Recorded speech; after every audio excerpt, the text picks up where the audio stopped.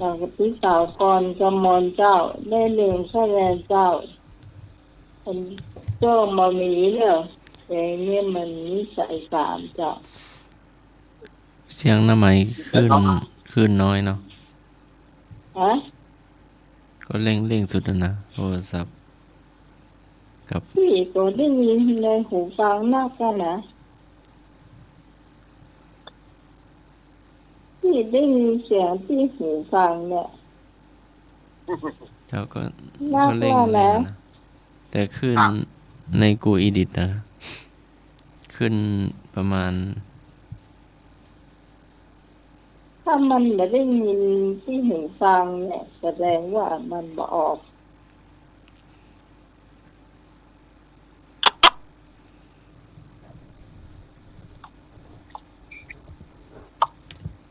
เจ้าช่วงของเพลงไทยเป็นหอเพลงเจ้ารถไฟเจ้า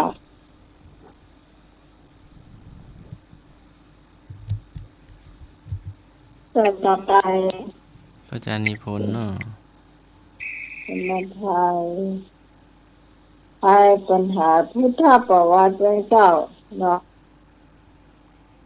จากตัวนี้ก็กำลังนิมนต์พระอาจารย์นิพนธ์วัดพระธาตุดอยสะเก็ด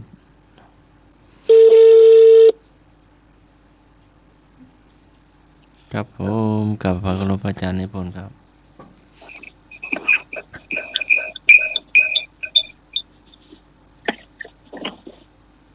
เจ้า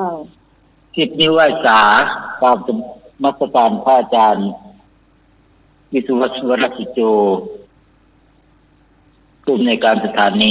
104.5 เมกะเฮิรตซ์ตามนมัสการท่านอาจารย์สมัครครับผม กับนมัสกับขอสวัสดีสมัยรักครับผมสมัครการครับเจริญพรโยมพิสมัยผู้จัดการแล้วก็เจริญพรคุณโยมหน่วยครับนักการครับผมคุณโยมแม่คุณกับต้นแล้วก็ญาติโยมธรรมะไปเคียรทุกท่านขอเจริญพรกับนมัสการครับผมเจ้ามาถึงเริ่มปัญหาข้อแรกเจ้าไม่มีเรื่องก็ให้เสียเวลาวันนี้ก็เอาปัญหาเยอะๆเลยเนาะวันนี้พิงน้อยก็ประมาณ4 ข้อ 5 ข้อประมาณนั้นจ้ะปัญหาข้อแรกเลยเนาะ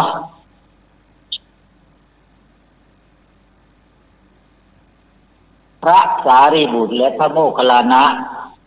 นั้นบวชกี่วันจึงได้สำเร็จพระอรหันต์พระสารีบุตรและพระโมคคัลลานะนั้นบวชกี่วันจึงได้สำเร็จพระอรหันต์ต่อไก่พระสารีบุตร7 วันพระโมคคัลลานะ15 วันขอไข่พระสารีบุตร15 วันพระโมคคัลลานะ7 วันคอควาย7 วันเท่ากันงองู15 วันเท่ากันจอจานผิดหมดฟังดีๆเนี่ยเจ้ารู้ไหมพี่กองขอไข่เจ้าเจ้า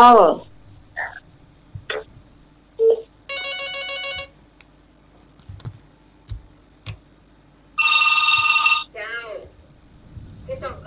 อไข่นะเจ้าเจ้าจ้าเจ้าก็ขอไข่เหมือนกันเด้อเจ้าขอไข่เต็มแล้ว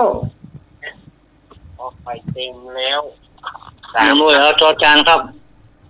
หน่วยจอจานครับจอจานมีละงงงั้นไม่จันทิพย์คำว่าหมดล่างถูกแล้วคำว่า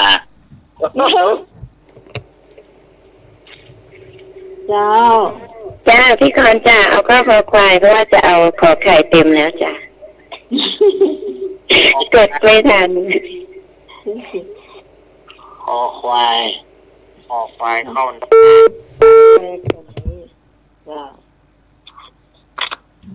โยมก่อนกมลนี่มาถ่ายเพลงนี่มาแรงเนาะ เออสวยเนอะ วันนี้ วันนี้ได้ชนะกะ ได้ไป7 คะแนนเลยนะวันนี้เนี่ยครับทายเพลงอ่ะ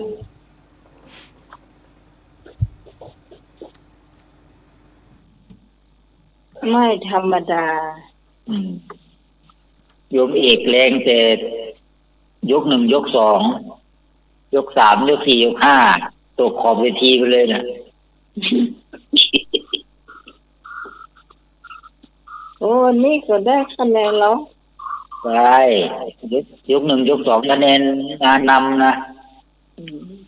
ยก 3โดนปลายคางโดนนับไป8ก็เลยเหลือ3 คะแนน โดนนอกไป ยก 3โดนนับเหลือแค่คะแนนไป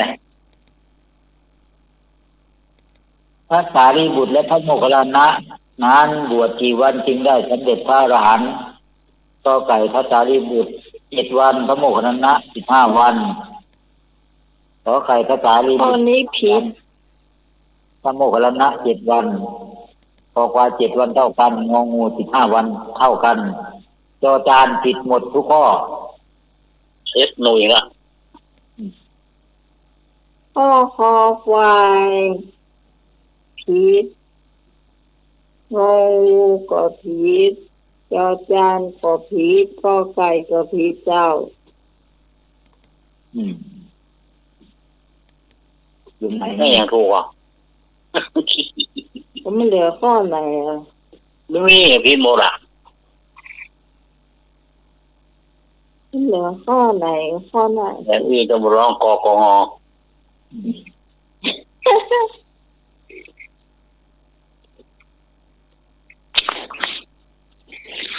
โยมส่องฟังอยู่หรือเปล่าโยมส่องฝากชื่อที่อยู่ไว้กับโยมที่สมัยก็ได้นะหรือว่าท่านพระอาจารย์สมัครยานาสีโลวัดสายหินก็ได้นะเพราะว่าเดือนแล้วนี่รู้สึกทำคะแนนนำโด่งไปเลยเนี่ยเดี๋ยวจะฝากผมก่อนไปให้กันเลยกันประจำเดือนฝากชื่อไปที่อันสมัครกัน0821928360จำง่ายดีท่านสมัครก็อย่าบันทึกเอาไว้เนาะ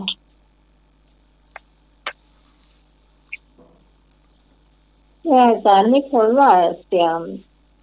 น้องเบาก่อนท่านสมัคร เสียงเบาๆเสียงที่คนโทรมานะค่ะเบาได้ยินโทรศัพท์อ่ะได้ยินหรือเปล่านี่ชัดไหมชัดครับเสียงที่โทรมาบ้านน้องอ่ะมันเบาครับ จ้า ครับผมอ๋อ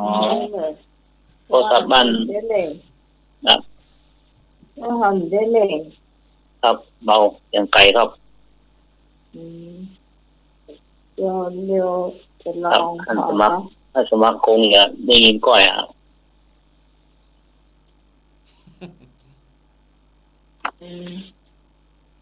ว่าติดได้เลยเพราะว่ามันเฮาอยู่นี่กับนี่มันดัง เสียงใหม่ชัดครับชัดดีมันไปตู้ห้องส่งห้องใหม่ได้ไงครับอันนี้ห้องส่งห้องใหม่เนี่ยครับชัดเจนไหมแอคโคเลยอ่ะใช่เฉลยเจ้า พระสารีบุตรและพระโมคคัลลานะนั้นบวชกี่วันจึงได้สำเร็จพระอรหันต์ในคำพีร์ที่ว่าแล้วท่านก็ว่าพระสารีบุตรนั้นบวชได้15 วันถึงสำเร็จพระอรหันต์ส่วนพระโมคคัลลานะนั้นก็7 วันตัวที่ตอบพระสารีบุตร15 วันพระโมคคัลลานะ7 วันก็คือขอไข่เป็นคำตอบที่ถูกต้องนอกนั้นผิดหมดยมหนุ่ยจะหวังฟุกนี่ดีไม่มีเนอะเพราะว่าอาตมาไม่จะถามไม่ข้อผิดหมดถูกหมดและมัน หลังโจกครั้งแน่นะครับ มันมีวันหนึ่งเท่านั้นแหละจริงง่วงหน่อยก็เลยเอาใส่ถูกหมดทุกข้อนั่นแหละมีวันหนึ่งนะมีบางคนถูกเนี่ยอาจารย์สมัครจะถามต่อหรือเปล่า เจ้า เชิญครับ สมัครเจ้า ครับผม ถามต่อได้เลยนะ พระเถระใดมีสายมา ยังนะครับเพื่อให้ พระเถระใดขออนุญาตให้พระภิก ยัง ษุ ไม่ได้บอกคะแนนเลยเมื่อกี้นิยมจะนำมาพูดกันเลย ให้ก็บอกหน่อย พี่พรเจ้าพี่พรพี่ตองแม่บุญ อยาก โยมตอนให้2คะแนนโยมตองได้2ได้1คะแนนโยมได้บุญได้ครึ่งคะแนน อืม เสียงพี่ออนไก่อะ พระมหากัสสปะมีชื่อเดิมว่าอย่างไร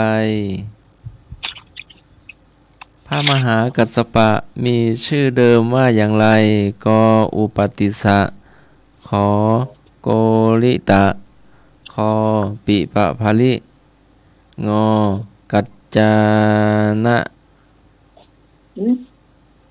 กัจจยนาค่ะ ไม่เห็นมียอยักษ์อะจอจานสระโนนูสระ กัจจนะ ลุงหนูเอาจอจานนะครับ มันมีถึงงองูโยมนี่ เจ้า ที่คนขอบใจเจ้า ได้ยินหรือยัง ครับ คุณหน่อยได้ยินหรือ ค ยัง รับนี่นะครับ ที่คนขอบใจได้ยินกับเจ้า บอกไว้เนาะครับ ออกไปเนาะ เจ้า ที่สองก็เอาข้อขอควายเด้อ เจ้า เจ้า คอควาย เจ้า ขอบคุณกับกันเด้อ ออกไปไม่เดินเจ้าออกไปเต็มแล้วเนอะ อ้าวข้อควายเต็มเอาข้อกอไก่จ้าน้องไม้ นะที่สอง อ้าว ปล่อยยกพอไปเนาะออกไปโค้ง ไม่สันติไม่นวลไม่สมพี่สาวป้าสุรีบ่อสร้างพี่สาวป้าสุรีหลานสาวป้าสุรีบ่อสร้าง เจ้าของปอเปี๊ยะมาเนอะ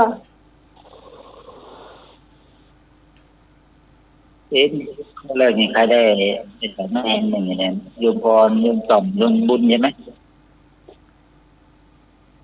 ใช่ไหม อยู่ที่ข้อแต่ที่พรที่ตองแม่บุญ โอเคเขียนไปงั้นแหละเกิดมีคนประท้วงมาคำถามง่ายเนาะ เฉล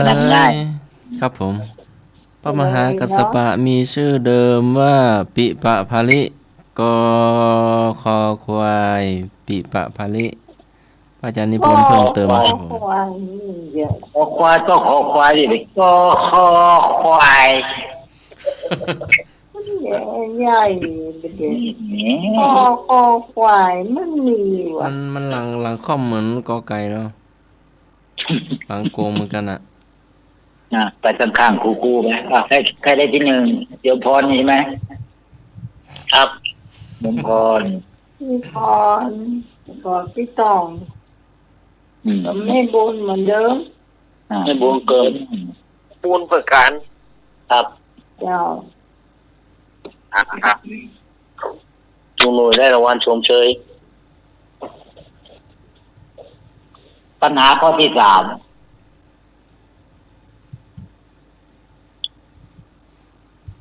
พระพุทธเจ้า อนุญาตให้ภิกษุไว้ผมยาว กี่เดือนกี่นิ้วกอไก่1 เดือน 1 นิ้วขอไข่2 เดือน 1 นิ้ว คอควาย2 เดือน 2 นิ้วงองูถูกทุกข้อพระพุทธเจ้าอนุญาตให้ภิกษุไว้ผมยาวได้นานเท่าไหร่ ยาวเท่าไหร่กอไก่1 เดือน 1 นิ้วขอไข่2 เดือน 1 นิ้วคอควาย2 เดือน 2 นิ้วงองูถูกทุกข้อ หองูครับ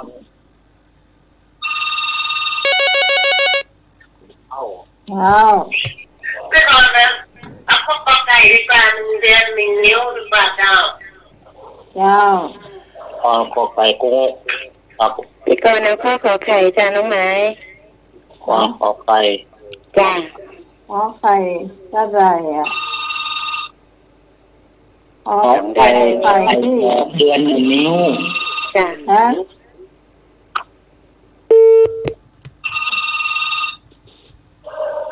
เจ้า จ้าลงมาให้กอไก่ทุกคนได้เลย เจ้า แม่โบน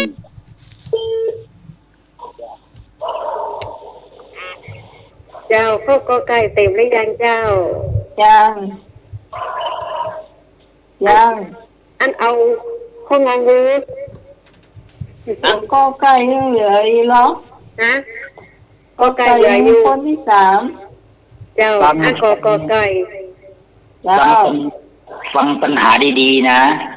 มาถามว่าพุทธเจ้าอนุญาตให้ภิกษุไว้ผมยาวได้นานเท่าไหร่และยาวเท่าไหร่พระพุทธเจ้าอนุญาตให้ภิกษุไว้ผมยาวนานเท่าไหร่และยาวเท่าไหร่กอไก่1 เดือน 1 นิ้วขอไข่2 เดือน 1 นิ้วคอควาย2 เดือน 2 นิ้วงองูถูกทุกข้อฟังดีๆนะครับญาติโยม เนี่ยหองูน่ะถูกละ โยมหนีก็ไม่เอารวบรัดตัดใจความเลยนะ เจ้า ไอ้พี่คนเปียกขอไข่เด้อ อยู่นั่นมาตัวไอ้พี่สาวก่อนก็หมดเนาะ พี่รอนไง นี่รอนมานี่เจ้าร อนนะขอไก่ไม่อยู่ขอไข่ปวดทก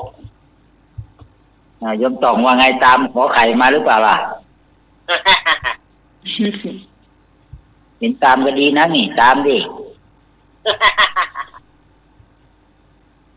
โยม ไอ้ ก่อน นึกยังไม่ตอบไอ้นึกตอบพ่องก้า บอกเปลี่ยนไปจะเอาข้อคอควาย จ้าอ๋อ มาตัวเหี่ยวข้อคอควายเอา เจ้า เจ้า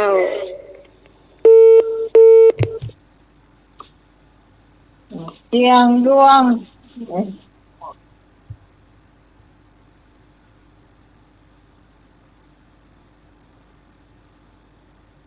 เดี๋ยวนี้พี่สาวกรกมลขอไข่เนาะพี่พรขอไข่เนาะ ครับ คอควายมีพี่ตองคอไก่มีแม่บุญ ไม่บุญครับ เจ้าง องูเด็กชายหนุ่ย ไอ้หนุ่ย ครับ สายนี้ว่าได้เศร้า สวัสดีครับ ไอ้นึก ผมก็เสียงดวงมกันนะกะ เสียง งองูตาแต่มาบนะ เอาจะสดว่ากันนั้น รวยกันเนาะ ครับ ผู้ ช่วย นั้น นี้นะ ผู้ช่วยก็สดว่ากันนั้นนะกะ นั้นจะเจอห้องขายเนี่ยเหมือนโทรอ่ะ ไอ้ ก็กำนันโทรมาเนี่ยมาผู้ช่วยมาโทรอ่ะ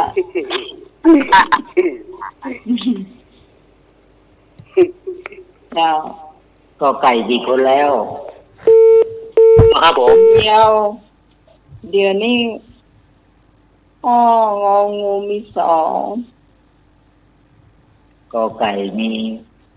แม่บุญ นี่ ไม่บุญครับ โยมต้อง ขอไข่มี2 ท่านครับผม ก็ไข่2 ท่าน ครับ ก็ควายมีกี่ท่านน่ะ ท่านเดียวครับ พี่ตอง งองู2 ท่านเนาะ ครับผม2 ท่านครับ นับ1 ถึง 5ได้เลย 1 2 3 4 5เอาเลยเนาะพระพุทธเจ้าทรงอนุญาตให้พระภิกษุให้ไว้ผมยาวได้นานเท่าไหร่และยาวเท่าไหร่พระพุทธเจ้าทรงอนุญาตว่าท่านพูดว่าอย่างนี้นะคำถามเนี่ยให้นานเท่าไหร่และยาวเท่าไหร่อันนี้ท่านว่านะคำถามว่า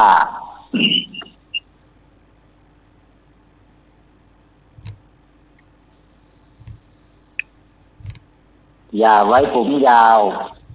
จะไว้ได้เพียง2 เดือนหรือ2 นิ้ว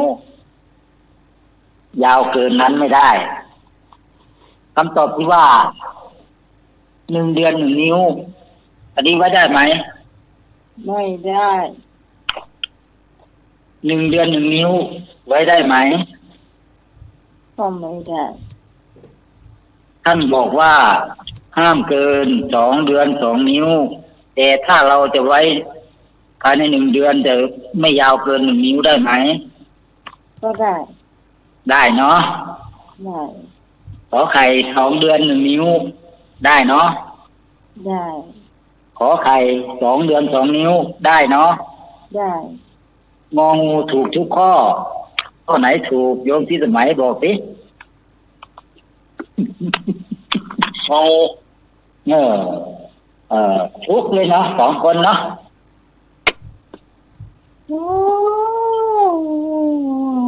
ก็แปลว่างองูเป็นข้อ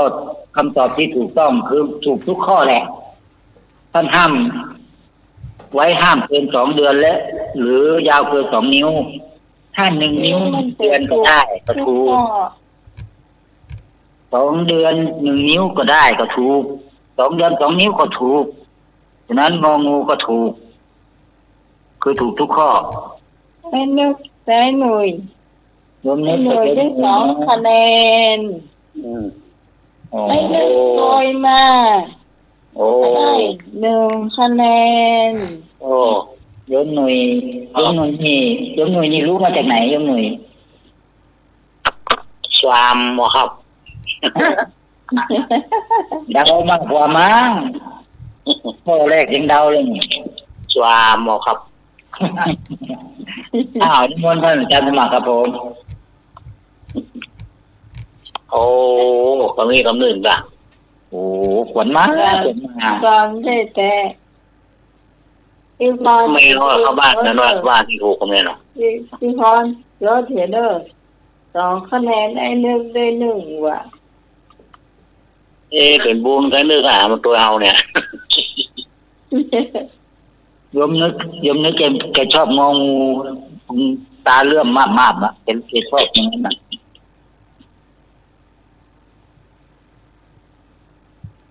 คือนายโยงเลยบ่จันทมาต่อไปสมัครนิมนต์ครับวันพุธที่16 กุมภาพันธ์ 2565เป็นวันสำคัญเป็นวันอะไรแล้วก็พระเจ้าแสดงโอวาทปาติโมกข์มีเหตุการณ์เกิดขึ้นพร้อมกันกี่ข้อ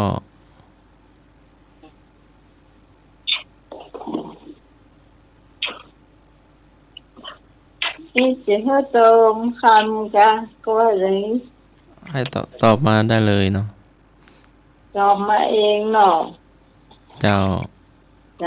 มีเหตุการณ์สำคัญนะอย่างพ้องเหตุการณ์กี่อย่างว่าที่จำได้ในเต่าคนผู้ฟังรู้สึกจะเคยถามไม่ไหวที่ตอบไปเลยเนาะที่พอเป็นวันมาฆบูชาเป็นวันเริ่ม15 ค่ำเดือน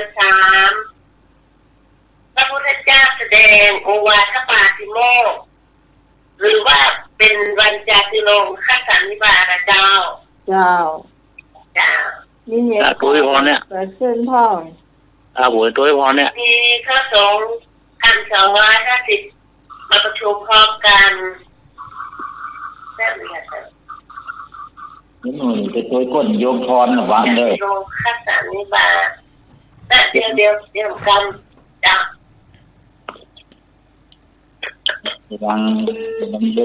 โยมแฟนโยมพรถามโยมหนุ่ยเดี๋ยวไปตามหาอย่างเนาะ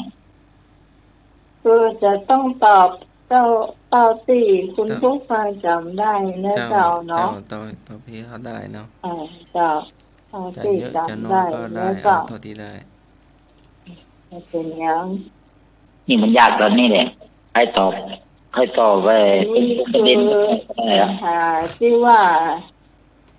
อัตนัยเนี่ย มันจะยากตอนเนี้ยเจ้า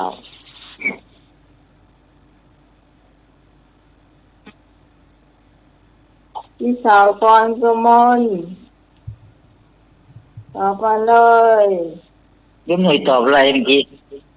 ตัว โดยพรครับ ตัวไม่ ได้ พี่พร เดี๋ยวโยมหนุ่ยแล้ว มา เอาสั้นๆ พูด เท่า อ ไห อ ร่ ก นะ มาเลย ถามโยมหนุ่ยก่อน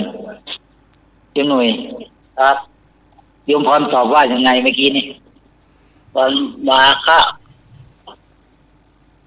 าฆบูชาบ่ครับ ใช่แล้วก็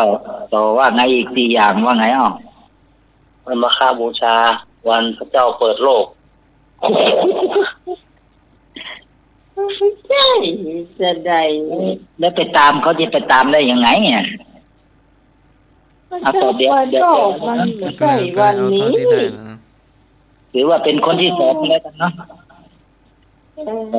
ตอบตามเป็นพอตอบยังไงก็ตอบอย่างนั้นนะเนาะ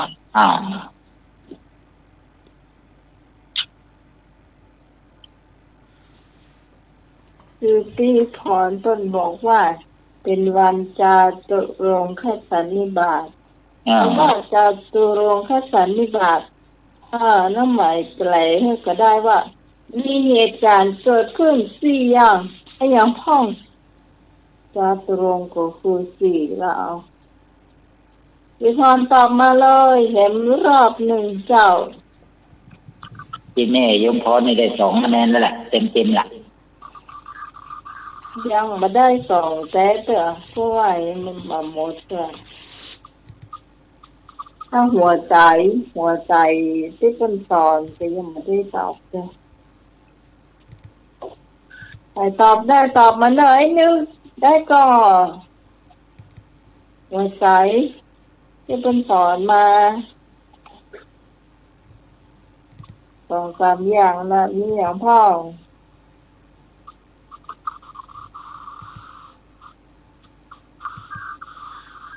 ใจ อาจารย์สมัครชวนคำถามหน่อยเนาะ สมาชวน วันพุธที่16 กุมภาพันธ์ 2565 นี้เป็นวันสำคัญ ชื่อว่าวันอะไร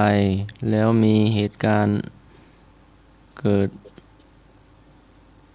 ขึ้นพร้อมกันกี่ประการมีอะไรบ้าง นี่คำตอบมีแค่2 อย่างนั้นน่ะ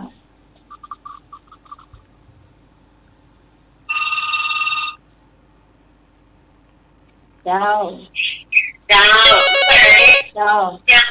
ข้อหนึ่งพระสงฆ์มาประชุมกันโดยไม่ได้นัดหมาย เจ้า ติดโรค เจ้า พระสงฆ์ที่มาประชุมกันนั้นเป็นพระอรหันต์ทั้งหมด เจ้า2ละ 3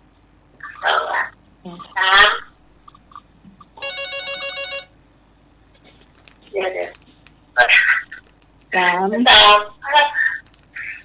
พระพุทธเจ้าแสดงโอวาทปาติโมกข์พระเจ้า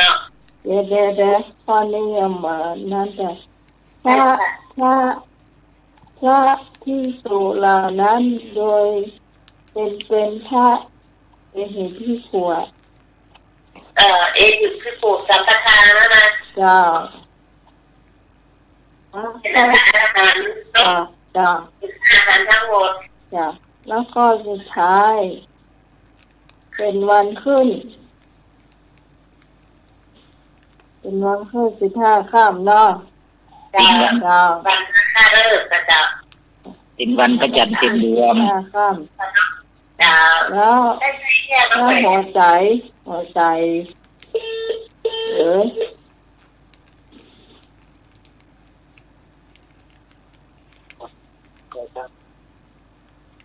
เอาไปที่ถ่ายนะที่โทรมาจ้า เพิ่นวางสายไปแล้วรอ โทรมาได้เนอะโทรมาได้เจ้าสำหรับหัวใจเจ้าหัวใจการสอนของพระพุทธเจ้าเจ้าว่าใด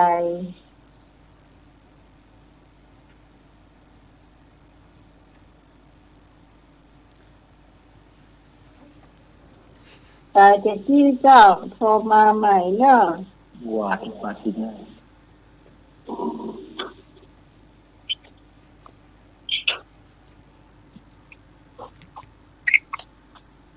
โทรมาตั้งท่านสมัครอะโทรมาใหม่เนอะ053226 058ที่เจ้าก่อนก็มนตอบมาได้นะเจ้าแม่นวลเจ้าแม่นวล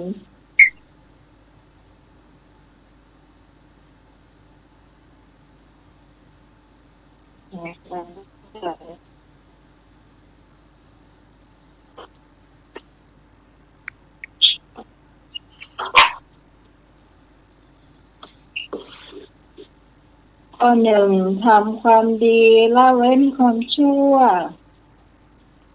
สองข้อเจ้าคุณผู้ฟังตอบเลย งั้นอันนั้นทำมาจากหรือเปล่า ใช่อันนี้เลยเจ้า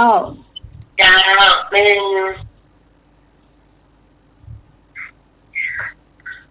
ข้อหนึ่งเดี๋ยวนะละอะไรนะให้ทำดีละเว้นความ ทำ ชั่ว ใช่ทำชั่วทำความดีละชั่วทำจิตใจให้ผ่องใสนะเจ้า เจ้าทำใจให้บริสุทธิ์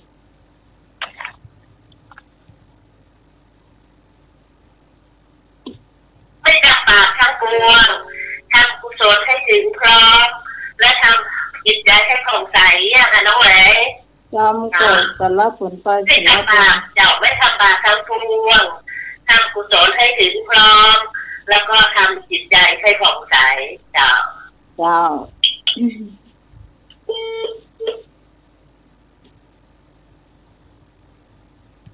โอเคพี่พรได้ไปนะเจ้าวันนี้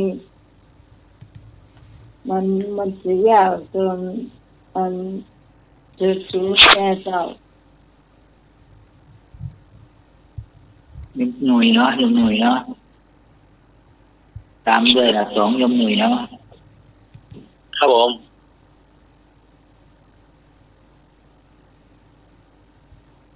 ดับ3มีไหมเนี่ย มันมี ไม่มีเหรอเฉลยเลยอาจารย์ต้องเฉลยก็เลย ถูกต้องแล้วเนาะ นี่คำถามนี้มันถามแค่2อย่างนะมีว่าเป็นวันอะไรกับมีอะไรมีกี่อย่างแค่นั้นแหละถ้ามี4อย่างก็จตุรงค์คสันนิบาตแหละถ้าจบจตุรงค์คสันนิบาตก็ถูกต้องแล้วแหละ ครับถูกต้องแล้วครับ โยมพรได้2คะแนนโยมหนุ่ยได้1คะแนนโยมนึกไม่มาตามโยมหนุ่ยเนาะถามต่อเลยไหม ทำต่อได้ข้อหนึ่ง ถามเรื่องวินัยก็ได้เนาะธุดงค์คือวัฏจริยาพิเศษอย่างหนึ่งเป็นอุบายขัดเกลากิเลสและเป็นไปเพื่อความมักน้อยและสันโดษมีกี่หมวดกอไก่ นี้พุทธประวัตินี่ กอไก่3 หมวดขอไข่4 หมวดคอควาย5 หมวดงองู6 หมวดธุดงค์คือ วัตตะจะติยาพิเศษอย่างหนึ่ง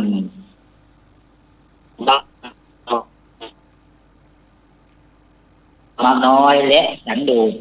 มีกี่หมวดกี่อย่างขอไก่3 หมวดขอไข่4 หมวดคอควาย5 หมวดงองู6 หมวด หมวดหรืออย่างเหมือนกันแหละตอบได้เลยอันนี้เป็นวิชาวินัยออกคัดกันเลยบ้าง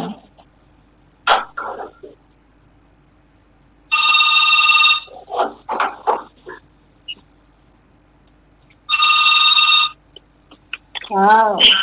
หมายพี่ตอนครอบงองูได้เลย6 หมวดเจ้า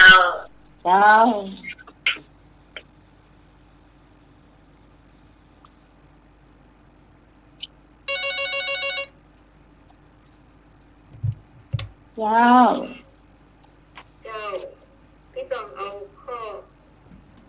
ข้อควาย เจ้า พูดเนาะ เหี่ยวฟุก เจ้าไม่ต้องช่วยกันเจ้าพูด โยมเนาะโยมจ่องคอควายเนาะ เจ้าพี่กรณ์เอาข้อขอไข่จ้า นะ พี่กรณ์เอาข้อขอไข่จ้า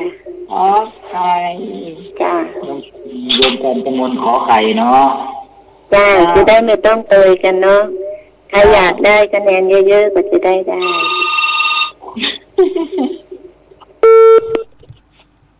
า น้องหมายเนี่ยก็กันทุกคน ไก่ แม่บุญนะ ไก่คงงก แม่บุญตอนกำมลโยมจ่องโยมพรครบแล้วนี่มีใครจะเสริมมาอีกมั่งเดี๋ยวนี้มีคนละข้อแล้วยังเงยข้อไหนผมเอาขอใครครับผมโอเคขอไข่มี2 คนขอไข่มีโยมกรกมลโยมหนุ่ยเนาะแม่บุญกอไก่โยมตองคอควายโยมพรงองูลึกอะไรลึกเราพูดหลายลึก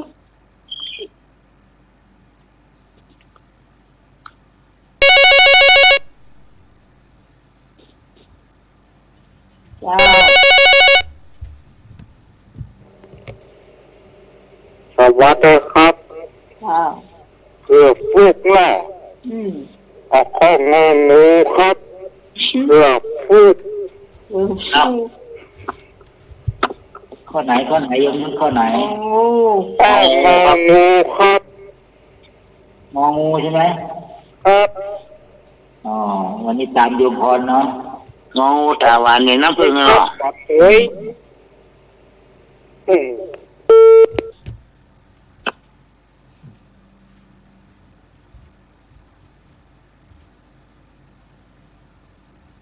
เอาละมีคนตอบทุกข้อละขอไข่2 คนงองู2 คนคอควาย1 คนกอไก่1 คน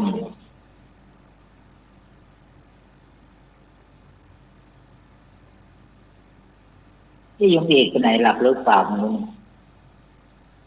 โยมคงหายไปเนาะไอ้พงภาษารับเลี้ยงโอ้โหแม่จันทิพย์ก็หายไป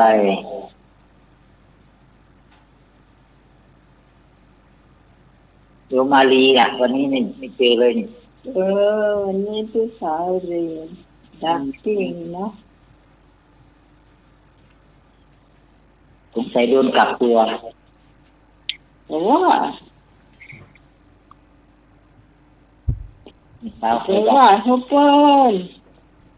เช้าใครว่าอะไรเนาะยมมือว่าอะไรนะ60อะไรนะได้ยินเวี่ยวๆนะ ยินเยอะๆนะจำไม่ได้นะว่าอายุ60เนี่ยได้ยิ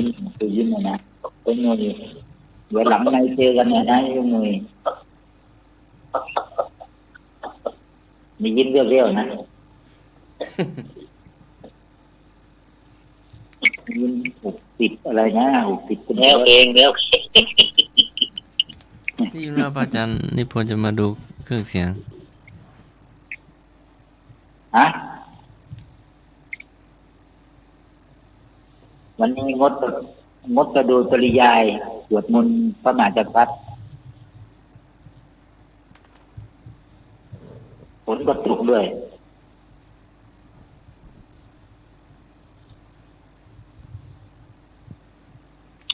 เมื่อกี้ยมใหม่ว่าอะไรนะเมื่อกี้นี่ได้ยินแว่วๆนะว่ากระเปิ้ลหรือว่าฮือเปิ้ลก็ยังว่าธรรมดาเลยว่าเปิ้ลไข้หัวที่ตัวไข้ให้นั่นน่ะว่าฮือเปิ้ลถ้าเปิ้ลไข้หัวถ้าตัวไข้ให้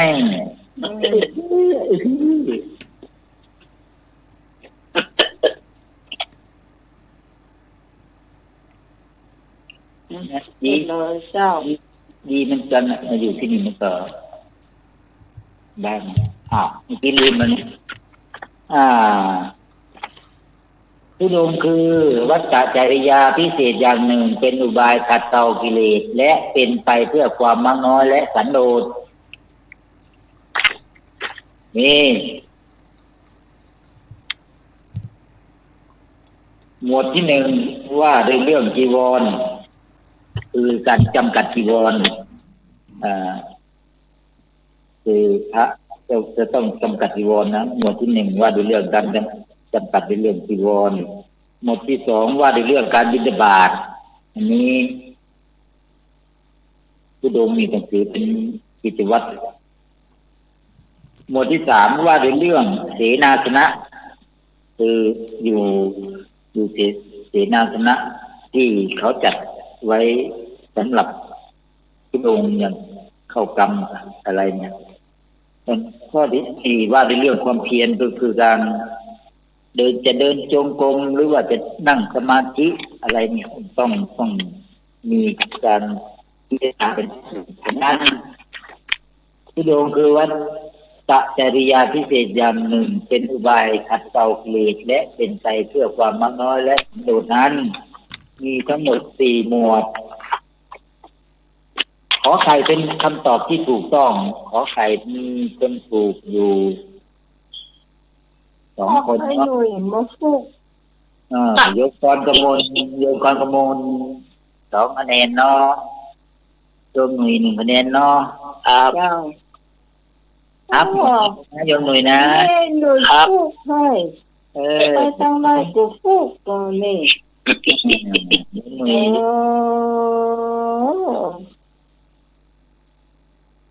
นุ่ยมันเลือกเหม็นแต่เหม็นว่าคุณกรกมลได้2 คะแนนเนาะ2โยมหนุ่ยได้1 คะแนนเนาะวันนี้ได้กี่คะแนนแล้วโยมหนุ่ย3แล้วครับผม3เลยครับ3 4 3อ่ะ3 4ก็ลืมแล้วครับเดี๋ยวถามอยู่เดี๋ยวเขาจะส่งคะแนนไหมเดี๋ยวก่อนครับพอนั้นเตียนไอ้หนุ่ยตอกงองูน่ะไอ้นึกตัวโกนน่ะพอนั้นไอ้หนุ่ยได้2ค่ะครับได้เดี๋ยวนี้ตอนนี้อีก1แล้วก็ได้1ลูกเดี๋ยวโยมพรส่งมาให้รู้สึกว่าจะได้4แล้วนะ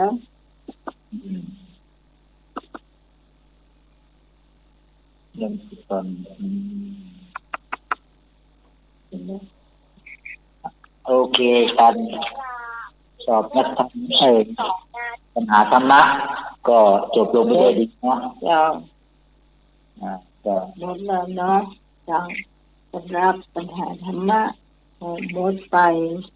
สำหรับคนต่อไปคนเดียวเราจะให้พระอาจารย์เรารับประเดี๋ยวนั้นมาเล่า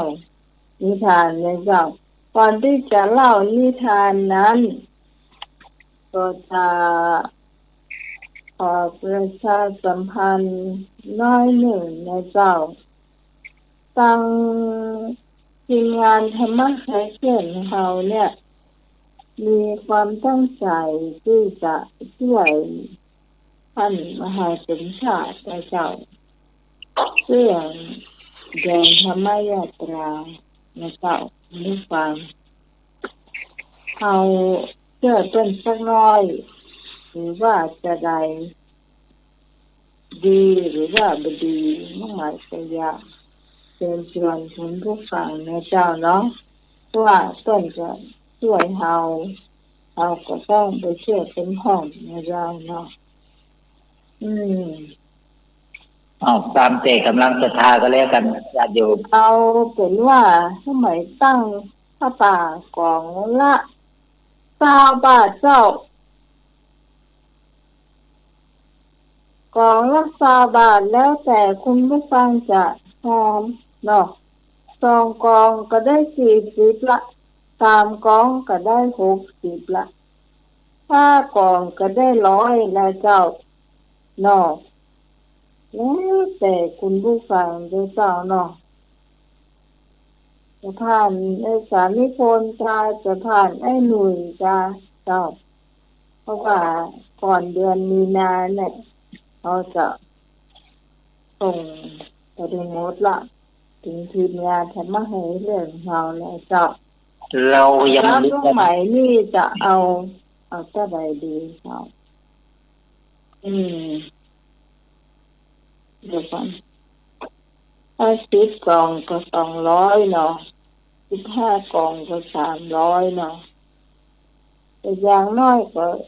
15 กล่องเนาะเจ้า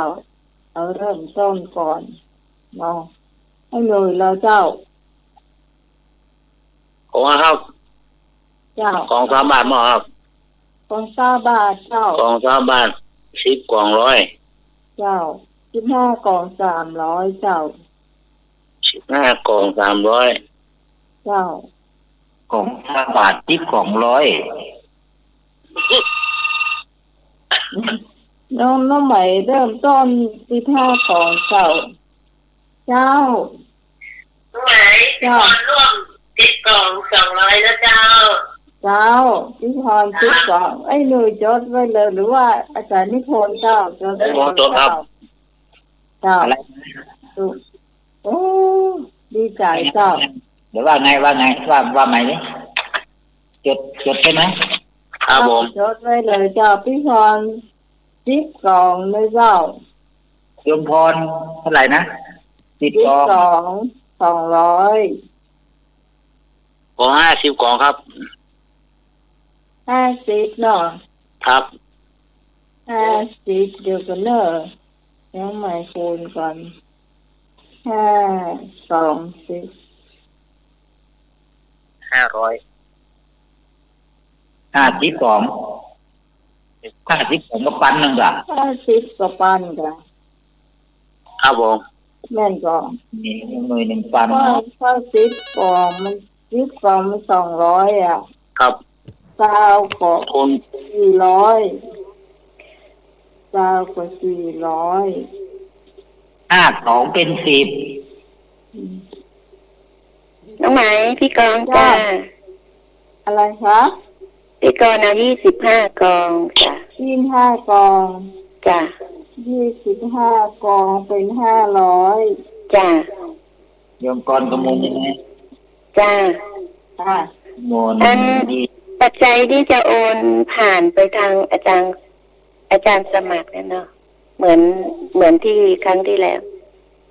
โอนไปทางไอ้หนุ่ยนั่นแหละแล้วก็ถ่ายใช่ลืมไป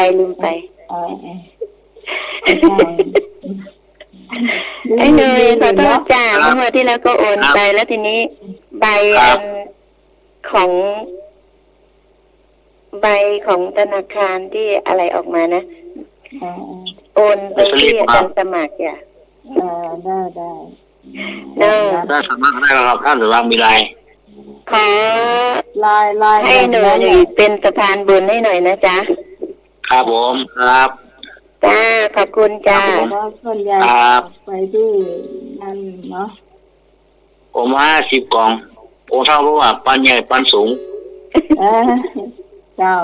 ให้หนูไปหน่อยเพิ่นมีเพิ่นเขาว่ามีเงินเดือนเนาะเจ้าโทรเข้ามาได้เด้อเจ้าคุณผู้ฟังจดไว้เนาะ เจ้า เจ้าพี่สองเจ้า พี่ตองเอา10 กล่องนั่นน้องไหมเนอร์ เจ้าขอบคุณเจ้า เจ้า คนเนาะ เจ้า อาจารย์เจ้าเนาะ เจ้าฮันนี่จะโอนไปตังบัญชีไอ้หนุ่ยน่ะ เจ้า เจ้า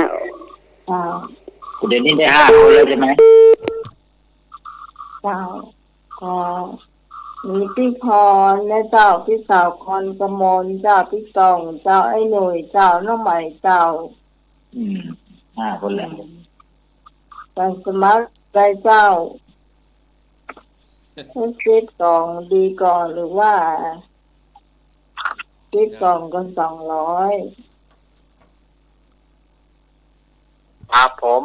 มาฝาก5 กล่องเนอ ฮะ 5 กล่อง 5 กล่อง100ครับผมครับ เจ้า อาจารย์มารับเหรอ อาจารย์รักปัญโยนันท์ อาจารย์เรารับ5 กล่อง 5 กล่อง เอาตามศรัทธาเอาตามกำลังของเราที่มีเนาะ ครับ เจ้า อาจารย์สมัคร ท่านไหน อาจารย์สมัครกับผมเหลือดีดเนาะ ครับเย็นๆไว้ก่อน ครับได้ครับ แล้วเดือดแรงทางโค้ง เจ้าเป็นผู้ฟังท่านใดจะหอมบุญเนาะเพื่อจะไปช่วย โยม ญาตรา ขอเชิญโยมแฟนพันธุ์แท้ด้วยนะถ้าได้ยินก็มาด้วย เลย พันธุ์แท้ไม่ได้ยินเลยนะ เจ้าแฟนพันธุ์แท้เจ้า ตั้งโต๊ะเลี้ยวพระป่าแล้วหายเซฟแต่ ว่า เลี้ยวพระป่าแล้วหายเซฟอ่ะ โอ้แล้วสนใจใจก็น้อยเนอะ แน่นอนกะ ก็น้อยหนึ่งเท่าว่าแต่ไปแต่หนึ่งหอมแต่หนึ่ง ว่าเต้ไปเต้หรอ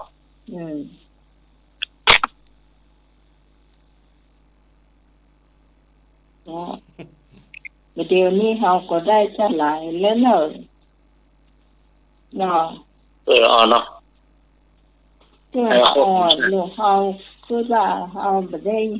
ทำได้เรียนสมัยก่อนเราก็จะได้เนาะ กองเดียวก็ได้นะเดี๋ยวนี้นะพระป่าละกองเดียว20 บาทก็ได้40 ครับ ได้ ไม่ก็ว่าโอ้มันน้อยที่เพิ่นมันเป็นอย่างเจ้า อย่างครับ มันโอนได้หมดเจ้าเนาะเดี๋ยวโอนได้หมดอ่ะทำไมจะเลยบ่เอานะเอานะกองใน20 บาทก็ละ บอกมือเอามือครับน้อยเอาแม่ไม่ได้ละ เนาะเจ้า โอ้บ่ได้ยินตาก็บ่ดีละเขี้ยวก็บ่ดีละโอ้ เจ้า เดี๋ยวก็เดิน เดี๋ยวบอกโยมต่องด้วยกันแล้วกันโยมต่องส่งที่อยู่มาให้อาจารย์สมัครหรือว่าโยมที่สมัยก็ได้ส่งที่อยู่ให้ด้วยนะโยมต่องนะได้ยินนะ เรียกว่าชื่อส่องสีการตูน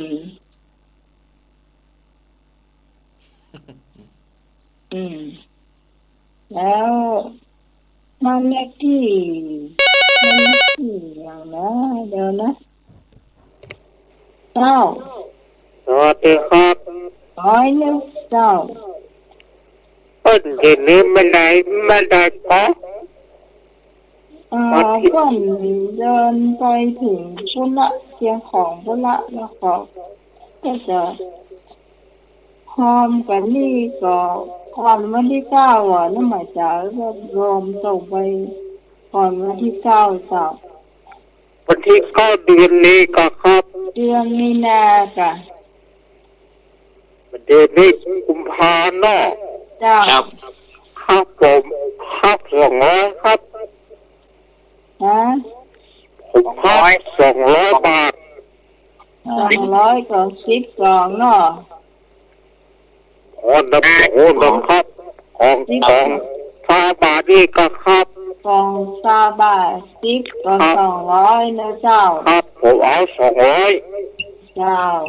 โอ้ ครับ ขอบคุณไอ้ผม คุณไอ้นึกเนอะ ครับ เจ้า จะเอาหรือจะฮื้อ ผมเอา200นะก็ เอาฮืออีกอะ จะเอา เอาฮือ เอาฮือ เออ ร่วมทำบุญ แม่น ครับ ทำบุญ เดี๋ยวรอเนาะ ทำบุญไปเถอะเติมบ่อเสียงหายเจ้าสุขสบายเจ้ามีศรัทธา ครับเกิดมาจะหน่วยไปพระเอกเนอะ ไม่แอบไปตายมึงเนอะจะได้พอบ้านเราไม่เคยโยมไม้พิรมพรเด้อ ยังไม่ ครับ ชาติห ก็ น้า สุรีได้ยินเสียงนี้แล้วพอมันก็กอง2 กองก็ได้เด้อแม่แดงดอกตะลองได้ยินเสียงนี้แล้วก็พอมันสัก10 กองก็ได้เด้อ ผม ผ ไป ม สวม เจ สี อ ลง ไป มา ติ๊บปอกกันนั้นนะครับ ครับ คนไปติ๊บปอกกันนั้นนุยยังจังพุทธิวานะ ตัวอย่าก็เจอหนักอ่ะ ครับผม ครับ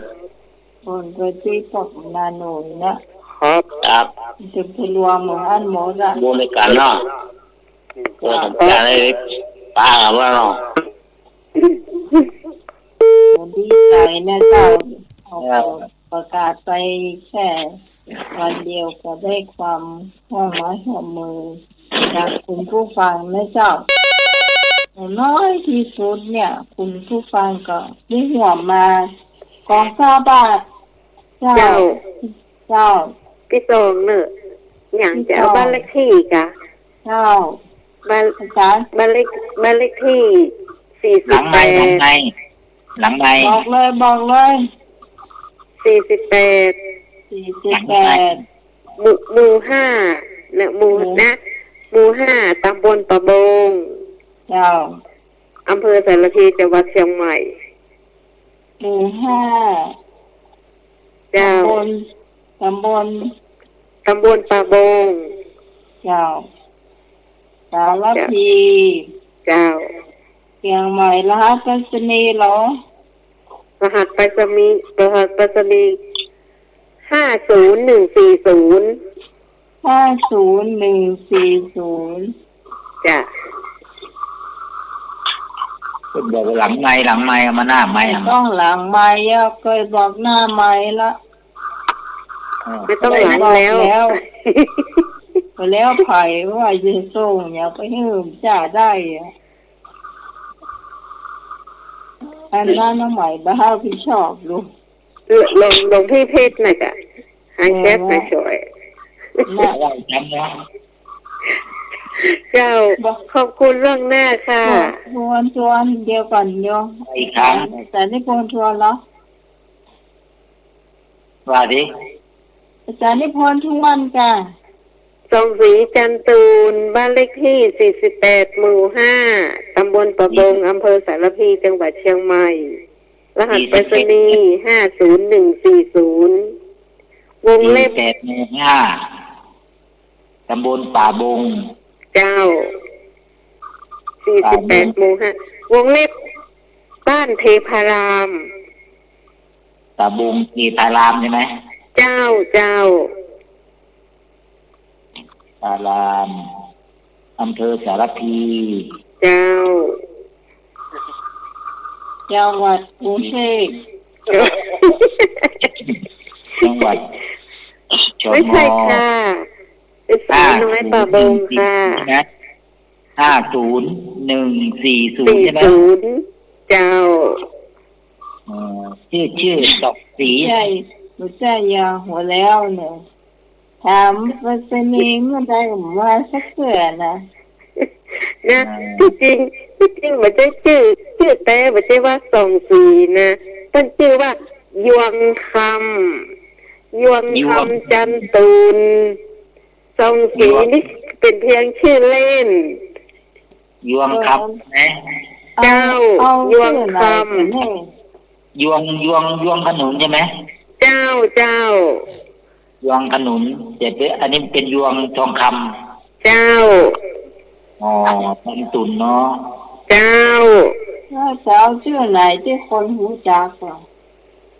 ชื่อที่คนรู้จักก็คือเนี่ยส่งสีเนี่ยตัวอย่างไม่ก็ส่งสีโอ้ต้องเป็นพี่ส่งแน่นอนเลยเดี๋ยวใส่ไปตอนนี้พี่ไปอย่างหูมาให้มาบ้านเลขที่48นี่เปิดหูล่ะเดี๋ยวใส่วงเล็บไปก็ได้เจ้ายวงคำจันตุนเจ้าวงเล็บต่องสีเจ้าเจ้าเจ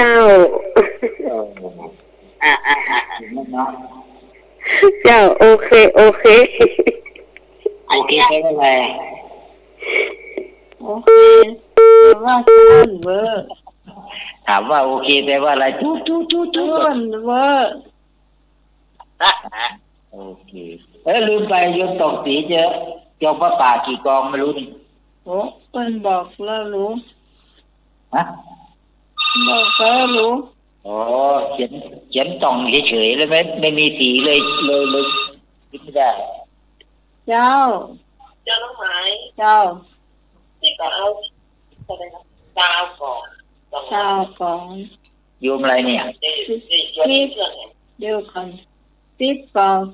200เจ้า10 กล่องเนาะ200เจ้ากล่อง20 บาทเจ้าที่เป็นเดือนเกิดพอดีโอ้เจ้าให้ปีอะไรเจ้าบ้านยังหลายวันอยู่ค่ะเพราะว่าเลยส่งมันก่อนวันที่9 มีนาก็ลูกอยู่ไหนโยมอะไรเนี่ยอันอยู่เลข36โยมอะไร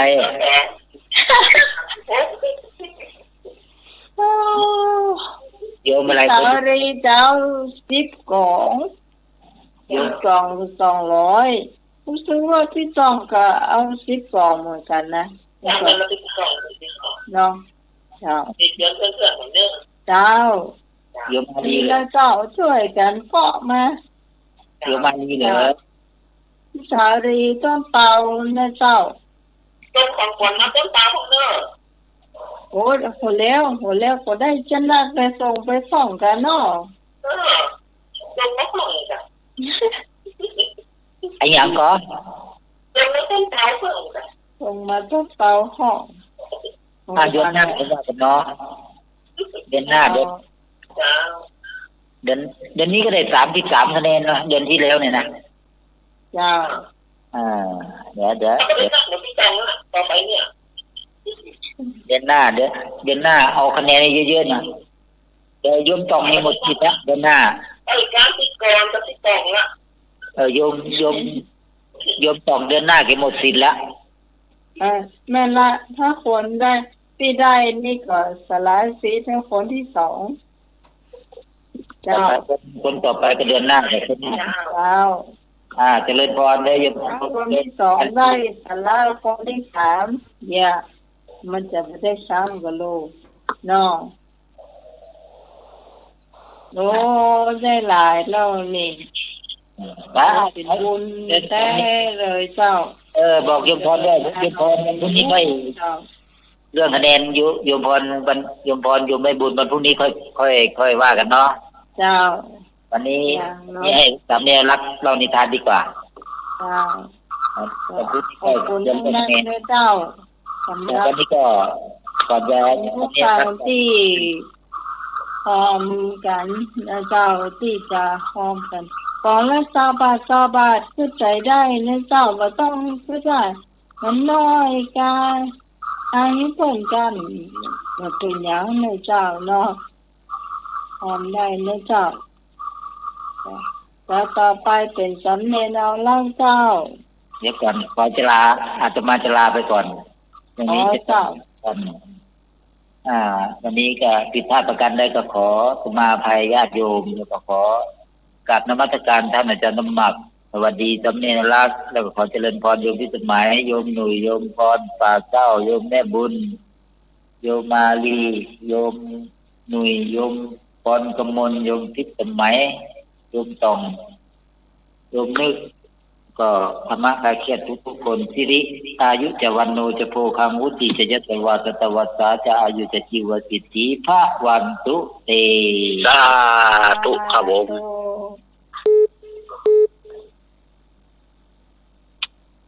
เอาละศรัทธาญาติโยมวันนี้ก็เขาก็ได้แห่งบุญแต่เนาะที่ว่าชวนเปิ้นห่วมกองบุญกองพระป่ากับท่านอาจารย์พระมหาสุชาติตาปันก็เปิดไม่แล้ยิ่งไม่ได้นะว่ามันจะพยายามดึงเป็นผู้ฟังเนาะว่าจะเนี่ยใดดีแต่แห่งบุญสมาภาพปลื้มใจเลยอันนี้เป็นแห่งบุญแท้ๆเป็นบุญที่หลั่งไหลกันมาเขาประกาศแถมก็จะได้แถมก็จะประกาศไปเรื่อยๆเนาะก่อนที่จะถึงเดือนมีนาสิ้นเดือนนี้ถึงเดือนเนาะก่อนจะล่างได้เห็นกันเนาะได้ค่ะได้ค่ะ10ได้20ได้30ก็ยังดีลูกแต่คนทุกก็ร่วมกันเลยว่าไปแล้วก็เอากันคนอย่างน้อยอย่างน้อยก็5 กล่องเจ้า5 กล่องกันได้น้อยเนาะค่ะเจ้าที่ฟังดู5 ก็รู้เป็นกำลังศรัทธาญาติโยมที่เขาจะไปช่วยละเอกละอ่อนที่จะไปช่วยตาของละอ่อนช่วยกันของหาสมชาติเพื่อนได้ทำให้ผู้สมาภาพของแทนท่านอาจารย์เกี่ยงอย่างเลย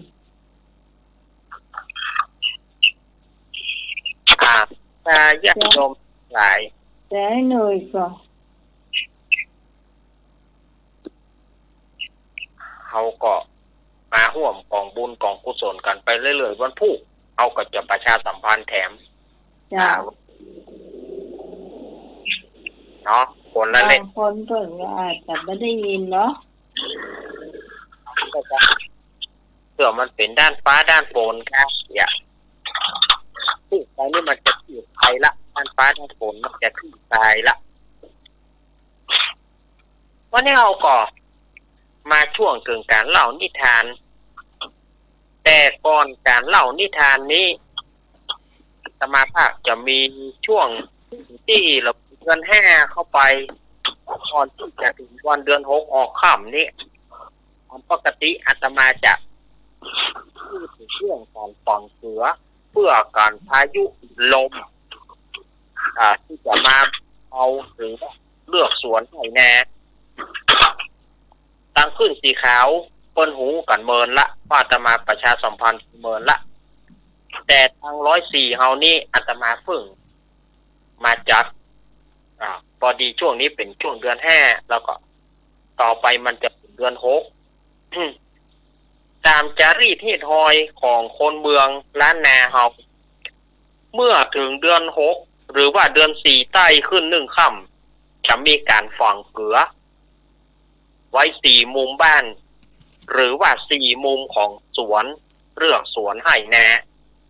เพื่อการพายุลมหลวงเป็นความเชื่อของ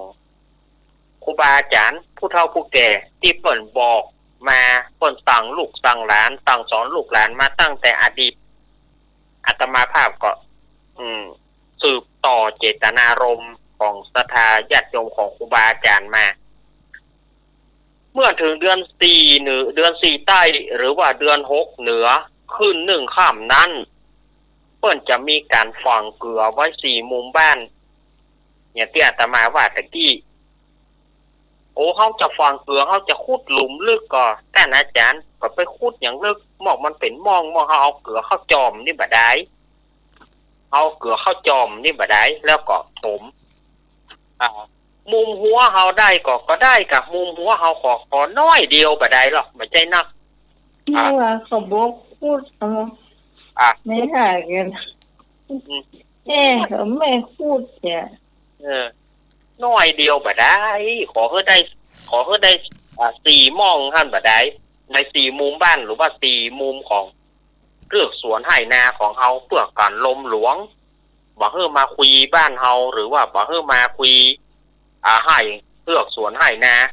ผลไม้หลากไม้ของท่านวิธีการก็คือว่าวันเดือน6เหนือขึ้น1ค่ำนั้นโยมจะเอาเวลาใดก็ได้แต่อย่าให้พ้นวันนะต้องวันนั้นเท่านั้นต้องวันที่เดือน6ออกค่ำนั้นเท่านั้นถ้าหลังจากนั้นไปมันบัดศักดิ์สิทธิ์ละวิธีทำก็คือขุดหลุมขุดโมงประมาณ4มุมโดยขุดทางทิศตะวันออกก่อนบอกเขาจะเอาเกลือจอมนี่บ่ได้ขุดทิศตะวันออกก่อนมุมตะวันออกหรือว่าแจงตะวันออกแล้วก็มาขุดมุมใต้แจงใต้แล้วก็มุมทิศตะวันตกหรือว่าแจงทิศตะวันตกแล้วก็มาทิศเหนือทีนี้ญาติโยมก็เอาเกลือมา4 กำเอาเกลือมา4 กำมือญาติโยมจะห่อก็ได้บ่ห่อก็ได้ถ้าญาติโยมกลัวหลงก็ห่อไว้จอกไว้4 จอกโดยเอาจอมทิศตะวันออกก่อนเอาจอมในทิศตะวันออกที่หลุมตะวันออกนะเอาจอมหลุมตะวันออกก่อนแล้วให้บริกรรมว่าอีอ่างสระอีเนี่ยนะอีเนี่ยเอาหลุมที่ตะวันออกคือว่าอีแล้วก็ถมไปเลยแล้วก็มามุมหรือว่าแกงใต้นี้ก็เอาเกลือเข้าจอมแล้วก็บริกรรมว่าสวาสวอาสวาแล้วก็ถมแล้วก็หันไปในทิศในแจงตะวันตกหรือว่ามุมตะวันตกของบ้านหรือว่าของสวนทิศไปได้2 ทิศละ2 มุมละทีนี้มามุมตะวันตกก็จอมเหมือนเดียวกันแล้วก็บริกรรมว่าสุสอเสือสระอุเนี่ยสออุสุเนี่ยแล้วก็ถมทางทิศเหนือมาจอมทางทิศเหนืออันนี้ว่าลวดเดียวอิสวาตุแล้วก็ถมแล้วโยมก็กำกับจะกำกับก็ได้บ่กำกับก็ได้กำกับคาถาแถมบทหนึ่งว่าโอมพุทโธกันนะโอมธัมโมกันนะโอมสังโฆกันนะคำว่ากันนะก็คือว่าตะจะไปมานี่เด้ออย่ามาสวนของฉันนะอย่ามาบ้านของฉันนะไปที่อื่นอันนี้เขาจะกำกับก็ได้บ่กำกับก็ได้แต่เขาว่าลวดเดียวเลยอิสวาสุอันนี้ทิศทางเหนือญาติโยมเข้าใจเนาะทิศตะวันออกอิทิศใต้สวาทิศตะวันตกสุแล้วทิศเหนือคือว่ารวดเดียวเลยอิสวาสุ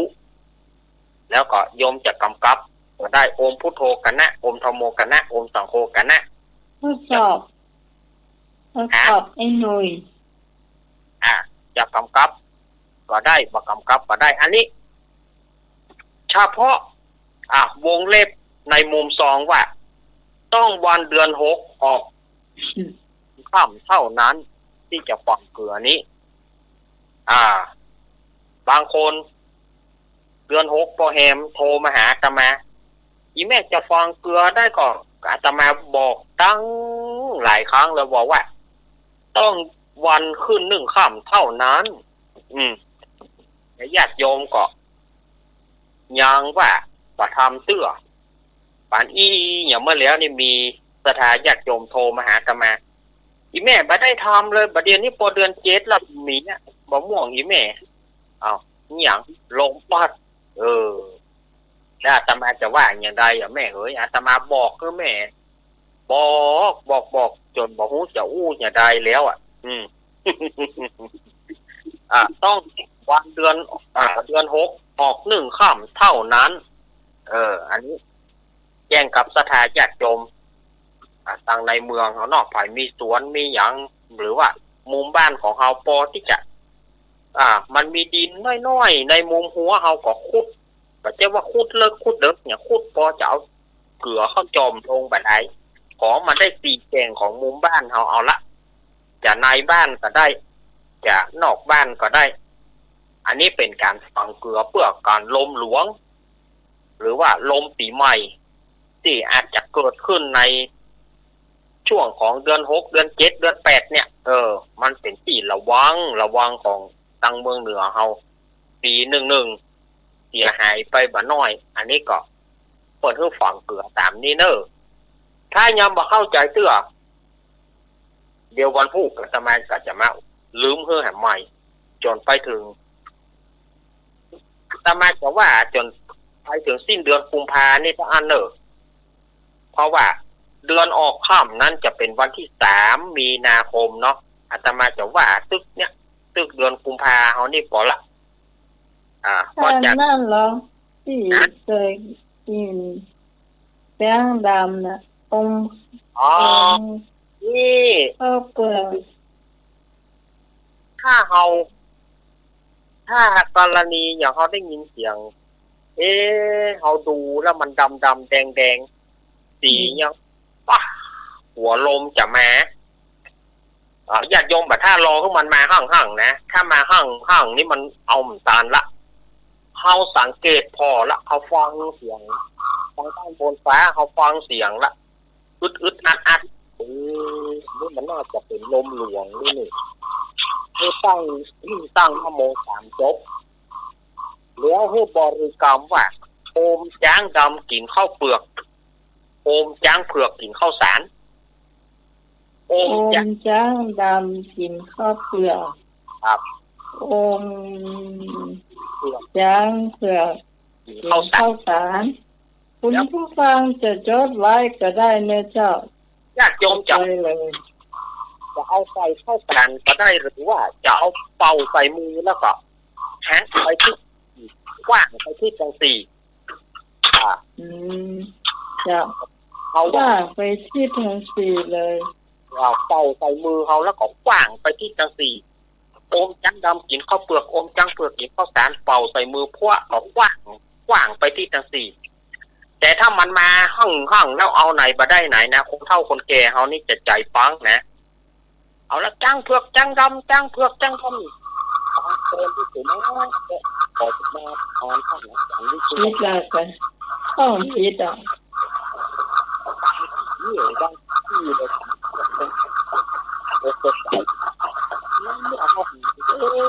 วันนี้ต้องจ้าบอกเป็นข้าเล่นดำๆแดงๆไปบริกรรมคาถาบทนี้กว้างไปที่จังสี่ก็คืออมจังดำกินข้าวเปลือกอมจังเปลือกกินข้าวสารถ้าอยากโยมพูดกันเอาอย่างมาได้บัดให้เป็นก็ที่เอาคาถาจบครับคืออมสะเด็ดเอาใส่มือกันเสียงเมียนมีใจนะถ้าญาติโยมสมมติว่าญาติโยมกึดใจอย่างบัดตันก็คือเอาคาถาจบทำอมสะเด็ดเป่าใส่มือแล้วกว้างไปวยกว้างไปลมหลวงนั่นจะบ่มาหาบ้านเฮาหรือว่าจะบ่มาหาที่สวนที่ไร่ที่นาของเฮาอันนี้เป็นภูมิปัญญาของเจ้าบ้านที่เปิ่นบอกสืบกันมาเนาะอันนี้ในช่วงของโค หัวปีเนี่ยอาตมาจะว่าช่วงหัวปีเนี่ยมันจะต้องแช่ไม่แก่เนอะนะคะถ้าช่วงหัวปีเนี่ยเปิ้นก็ถึงคือว่าเปิ้นคือบริกรรมแต่จะไปรอให้มันมานะมันมาแล้วกั่งเลยอะเป็นจวงเป็นกั่งเลยคนเฒ่าคนแก่บางคนได้ถึงอยู่ได้ถึงที่แล้วก็ใจอันอย่าบอกเอาหันบัดเป็นท่าแล้วบอกขาดใจเป่าใส่มือแล้วกว้างไปเป่าใส่มือแล้วกว้างไปที่ตังตีกว้างไปเป่ากว้างเนี่ยแหะกว้างเอามือแหะกว้างนี่หรือก็ได้ญาติโยมได้หัวใจปารมีก็ได้โอมพุทโธพุทธังกันแหะโอมธัมโมธัมมังกันแหะโอมสังโฆสังกันแหะเป่าใส่มือแล้วแหะกว้างไปที่ตังตีก็ได้อันนี้ก็ญาติโยมคิดใจอันใดได้กับใจอันนั้นเนาะญาติโยมคิดใจได้อันใดก็เอาอันนั้นอันนี้ก็จะมากับแจ้งกับสถานญาติโยมเพราะว่ามันจะเป็นเข้าระหว่างเดือน5เดือน6นี่มันจะมักจะมีหัวลมกว่าหยามากบ้านจองของญาติโยมเนาะงานวันนี้อาตมาจะเอาในเรื่องของญาติโยมได้ฟังอาตมาเคยได้เล่าเรื่องนกกระว่าวก็ดีนกอุต้นก็ดีวันนี้อาตมาจะเอาเรื่องของนกฮูกเนี่ยนกฮูกหรือว่านกเก้านี่นะว่ามันเป็นจะได้เพิ่นได้ชื่อว่านกฮูกหรือว่านกเก้าอันนี้อาตมาจะขอสุมาโยมปี่ไว้ก่อนเพราะว่าเกี่ยวกับชีวิตของเฮานี่ขึ้นมาตัวนี่จะขอสุมาไว้ก่อนขอโทษไว้ก่อนเรื่องของนกฮูกหรือว่านกเก้านี้เปิ้นมีเรื่องเล่ากันเปิ้นบอกว่าเดิมทีเนี่ยมีแม่เฒ่าคนนี้ก็มีลูกบ่าวชื่อว่าคำอ้ายแต่ว่าคำอ้ายเนี่ยก็ไปมีเมีย2 คนดุมาอ้ายนี่ไปมีเมีย2 คนเรื่องมันแล้วไปอยู่มาเนี่ยแม่เฒ่าก็ล้มป่วยแล้วก็ตาบอดทั้ง2 ข้างแม่เฒ่านี่นะตาบอดทั้ง2 ข้างเนี่ยแม่ของคำอ้ายนี่ทีนี้ก็ปรากฏว่าเมียหลวงลูกสะใภ้ใหญ่เนี่ยฮักแม่ผัวลูกสะใภ้คนน้อยนี่บ่ฮักละเพราะว่าแม่ผัวพิการกับหาวิธีแกล้งต่างๆนานาเอาของบดีให้เปิ่นกินพ่องเอาของบดีให้แม่ผัวกินพ่อง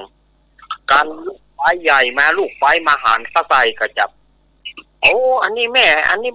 บาควรที่กินเนอะอย่าบักใหญ่นี่จะเป็นฝ่ายที่ช่วยเหลือ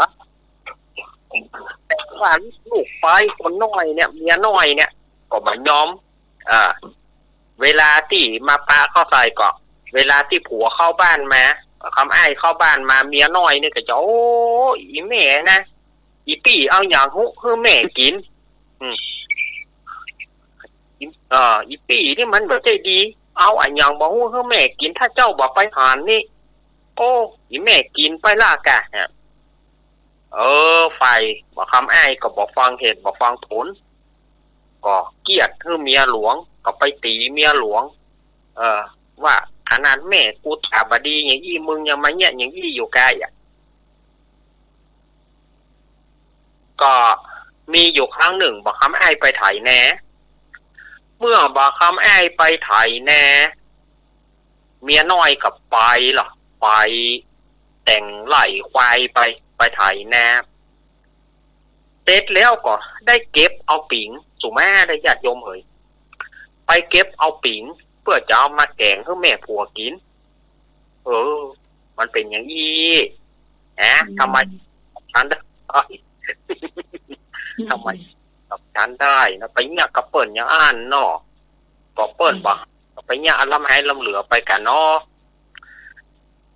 ที่นี่ก็เอาปิงเข้าบ้านมาก็เอาปิงมาแกงเอาปิงมาแกงแล้วก็บอกกับแม่ผัวว่าแม่เข้าแกงปลาไว้นี่เข้าแกงปลาไว้นี่เนอะแม่จะกินก็นี่กะแม่ผัวเปิ้นบอกหูลูกกินก็กินกับเมียบ่อ้ายเมียบ่อ้ายนี่นะเมียหลวงบ่ได้ความอีกอะเมียหลวงบ่ได้ความก้านเมียน้อยบ่อ้ายแน่พอเปิ้นบอกหูลูกเปิ้นก็นึกว่าเป็นคนดีกะที่นี่ก็ตากแกงมาตำมาทำตำแม่ผัวแม่กินนี่เลยแม่ผัวก็กินปิงเข้าไปแกงปิงเข้าไปเขาเปิดบอกอันนี้แกงปิงเข้าไปที่นี่เมียหลวงมาหันเข้าใส่อีแม่แกงยังอีแม่กินข้าวกันยังไอ้แกเมียน้อยบ่อ้ายกะมันแกงป่ามาเฮ้ยแม่นี่แกงป่ามันบ่เหมือนป่านะเมียหลวงบ่อ้ายลองพอเฮ้ยแม่กะม้อยแม่บ่หันนี่แกทีนี้ปอกว่าเมียหลวงเปิ้นไปหันอีแม่อันนี้มันปัจจัยปลามันเป็นปิงอีแม่กินปิงเข้าไปจัดหลายตัวอ่ะแม่เท่ากับแตกเนาะไปว่าอีแม่กินปิงเข้าไปกะแล้วก็ลวดชอกตายเมื่อนั่นชอกตายเมียน้อยมันก็เข้ามาอีแม่เป็นยังก็อีน้องเอามาแกงนี่แม่น้องเอาปลามาแกงมันบ่ใช่ปลานี่มันเป็นปิงนะอีน้องเอกะแล้วบัดนี้ตี้บอกเฮ้ยแม่แล้วบัดนี้อีแม่ชอบตายไปอ่ะล่ะเมียน้อยมาเก่าข้าได้แน่อยากได้แน่ก็เลยไปบอกคือกับผัวบอกคือคำไอ้ว่าอีปี้เอาแกงอะยำหูเฮ้ยอีแม่กินบัดเดี๋ยวนี้อีแม่ตายเอกะแต่งให้เดือดเอกะเนาะไฟบ่อ้ายติ๊กมาถึงก็มาตบมาตีเมียหลวงมึงเอาอย่างแม่กูกินบัดเดี๋ยวนี้แม่กูตายกูต้องบ่ยอมเนอะเต็ดงานศพเมื่อใดกันเนอะเต็ดงานศพเมื่อใดกันกูจะคิดบัญชีตายหรืออยู่ก็ว่ากันเมื่อจัดงานศพพอจะเอาศพไปเผาแล้วปรากฏว่าเมียน้อยเนี่ยเกิดสำนึกผิดเขาได้ทำผิดแต่แม่ตายแล้วประเด็นนี้จะไปเขาเปิ้นก็กลัวเปิ้นซ้อมของมันกลัวเปิ้นประชาทัศน์กลัวเปิ้นลุ่มประชาทานมันก็เลยโล่นออกไปพอโล่นออกไปปรากฏว่าไปโจรหูกไปโจรหูกต่อผ้าพอไปโจรแล้วปรากฏว่าหูกต่อผ้าเนี่ยล้มลงเข้าใส่เมียน้อยพายจะยกอย่างใดก็บอกมันตึงบอกยกอย่างใดตึงบอกขึ้นอันหูกต่อผ้านะยกอย่างใดก็บอกขึ้นทีนี้วาระสุดท้ายเมียน้อยนี่จะตายละก็เลยบอกคือเปิ่นว่ากู้หูกู้หูก็คือแสดงว่ากู้หูขึ้นเท่ากรรมยกหูขึ้นเท่ากรรมมันก็บอกว่ากู้หูแม่ก็จะบอกว่าแม่กินปิงเข้าไปแม่กินปิงก็ได้กู้หูแม่แล้วก็ตายไปเมื่อตายไปก็ปรากฏว่านางเนี่ยเอาจิตวิญญาณไปเป็นนกเก๋าหรือว่านกฮูกอยู่ในกอกกู้หูแม่เราจะบอกว่าแม่กินปิงเข้าไปคนตั้งหลายก็เลยฮ้องนกชนิดนี้ว่านกกู้หูหรือว่านกเก๋าหรือว่านกกู้หูเมินไปมันก็เพี้ยนจากนกกู้หูก็ไปเป็นนกฮูกฮอนกฮูกตาหลวงเนี่ยที่เรารู้จักกันมาปัจจุบันว่านกฮูกเดิมทีมันชื่อว่านก มันเลยเพี้ยนกรรมมันก็เพี้ยนไปเป็นนกฮูกมาจนถึงปัจจุบันนี้อาตมาได้นำเอานิทานสั้นๆมาเล่าให้ฟังนี้ก็จะเป็นคติเตือนใจเนี่ยเปิ่นบอกว่าเนาะคนเฮานี่ฮักตำนานฮักเมียน้อยมันมีตั้งแต่เมื่อใดกำเดียววันพุธถ้ามีเวลาอาตมาจะเอาเรื่องของตำนานฮักเมียน้อยมาเล่าให้ศรัทธาญาติโยมต่างหลายได้ฟังกันว่าตำนานฮักเมียน้อยมาจากไหนนี่นี่นะก็คือนักแกเนอะแค่ฮักเมียน้อยเนาะปีบาไปเลยฮักเมียน้อยนักกว่าเมียหลวงมันต้องมีหรอกสมัยในสมัยบ่าวอะ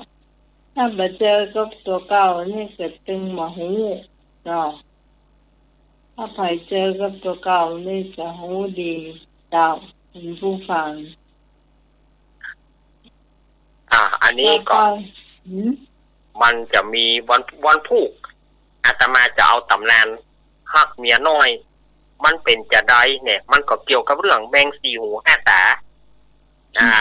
อาตมาจะเอาเรื่องแมงสี่หูห้าตาก็คือตำนานฮักเมียน้อยวันพุธจะเอามาเล่าให้ฟังเนาะว่ามันมีอย่างไรที่มาที่ไปเป็นจะได้อีนะเดี๋ยววันพุธอาตมาจะเอามาเล่าเนาะวันนี้ก็พอสมควรแก่การเวลาแล้วเนาะปีได้ดำเนินรายการต่อไปจะเป็นแปลงขนมแปลงขนมรับต้นแปลงขนมรับมดแล้วก็หอยแม่บุญพี่พรวันนี้ไปจะมาวันนี้แปลงขนมยังน้องเจริญปอนเนอร์เนาะมาอู้กันโอ้แต่ว่าวันซื้อไม่ได้กินขนมยิ้มเนอะขนมค่อยฟูขนมเข่งขนมจีบซาลาเปาขนมเทียนขนมจังอะนะหนักใส่ถั่วใส่เค็มมีหมดขนมเข่งน้อยเข่งใหญ่เข่งใหญ่ต้มมากอย่ามีสองไส้ก่อนเดี๋ยวแล้วมันใส่ธรรมดาเพิ่นพัฒนาเพิ่นสลัดใส่แค่สีนะลำเจ้ามันพัฒนาเนาะสมัยตูตีนปีนี้เนาะตายก็เอาก็ได้อังเปาเห็นหน่อยเจ้า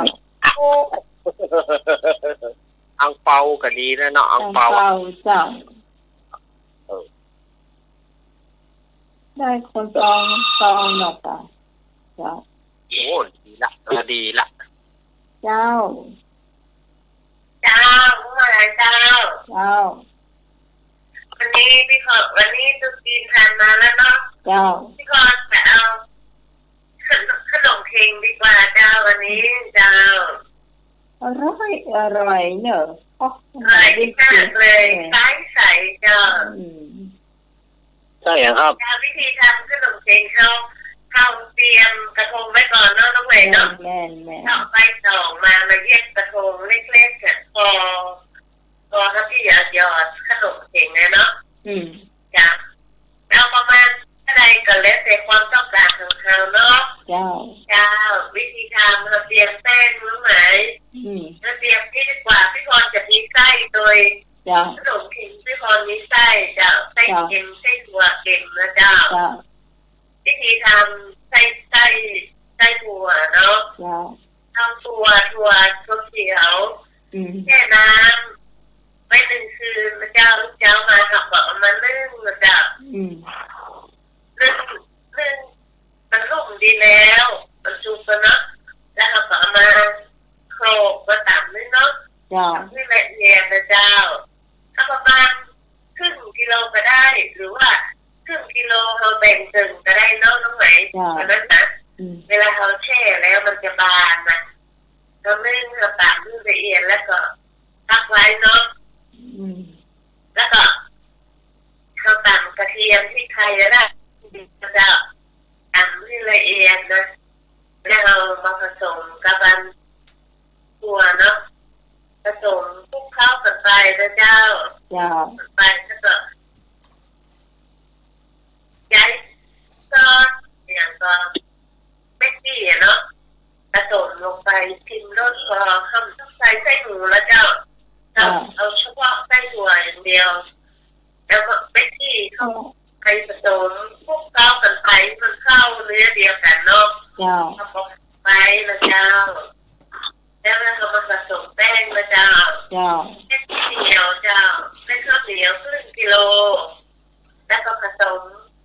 แป้งมันเลยนะเจ้าแป้งมันสีชมพูเนี่ยนะผสมมาสักถุงประมาณ500 กรัมจ้ะสัก80 กิโลพอกันจ้ะครึ่งกิโลกับครึ่งกิโลมันก็กันเนาะผสมกันให้เข้าคลุกเคล้าให้เข้ากันเนาะเป็นเนื้อเดียวกันแล้วก็ผสมน้ำลงไปจ้ะน้ำลงไปประมาณสัก2 ถ้วยตวงคลุกเคล้ากันไปแล้วนวดที่เรียนนะเจ้าเรียนแล้วก็เอาถ้าน้ำตาลนี่มันจะละลายเนาะเอาไปเชื่อมก่อนน้ำตาลนี่เราไปเชื่อมแล้วเป็นน้ำก่อนเนาะแล้วพักที่มันเย็นนะเจ้าเอามาคลุกเคล้ากับกันเนี่ยนะแห้งที่มันจะใส่น้ำอย่างเดียวมาก่อนเอาน้ำเชื่อมเย็นแล้วจะคลุกเคล้ากันไปจะได้แป้งที่เดียวหน่อยเนาะแล้วมันจะออกรสหวานแล้วคลุกเคล้ากันไปพอที่จะเขาว่าแป้งนี่นะมันจะเนียนแล้วก็จะนุ่มเหนียวหน่อยนุ่มเนาะก็เราก็เอามาเบถ้าคือมันแข็งลงไปนะจะค่อนข้างที่จะแฉะนิดหน่อยแล้วก็แล้วเอามาแป้งกลมๆเหมือนกันเอามากลมๆแล้วแทและเอาไส้ใส่นิดหน่อยจ้ะไส้ใส่แล้วเราก็เอาขนมที่เราเป็นม้วนกลมมันนะใส่ในกระทงไปเลยจ้ะเดียวเวลาเราไปนึ่งมันจะใสมันจะกระทงพอดีนะจ้ะจ้ะแล้วก็ใส่ไส้ไปเอาอันที่แป้งที่บางๆแล้วหรือแป้งบางอ่ะที่มันตีออกแล้วไส้ใส่แล้วก็กลมๆวนๆลงไปแล้วก็ไปใส่ในกระทงเลยใส่ตามที่เราต้องการเนาะแล้วเราไปนึ่งมันจะนึ่งประมาณ3 นาทีเอาบางคนเป็นเอาถูกมาไหมถูกตักไว้ก่อนเนาะตักใส่ไว้ถึงมันเป็นเปลี่ยนซึ่งที่เขาเป็นขนมเนี่ยตักซึ้งนะซึ่งประมาณจะเกินแป้งจะใสจากขนมจะใสแล้วก็เอาสีขนมสีแดงที่เขากินได้นะเดี๋ยวที่ได้ขนมหน่อยนี่จ้ะขนมมาจ้ะแล้วก็นึ่งต่อไปเห็นสัก9 นาทีเอาจุดหรือว่าเอาจุดผู้บดดอกเลยจ้ะนะก็พอแล้วจ้ะเดี๋ยวเราขอมาแล้วผมไปไหว้เจ้าไหว้หนังถ้าเราเป็นคนไทยเชื้อสายจีนจะเอาไปไหว้ในส่วนใหญ่เดี๋ยวนี้เขาเพิ่งทำขายกันน้องไหมขายกันใส่กล่องขายกล่องเพลงนี่นะประมาณ10 บาทจ้ะกับบาท10 บาทก็ขายกันด้วยจ้ะแล้วก็ถ้าเราเดี๋ยวมาสกิดซึ่งเสร็จแล้วร้องมันเย็นเอาขอมาใส่จานกินได้แล้วจ้ะถ้าคนใส่ฟันปลอมลิ้นตาแม่น้องไหน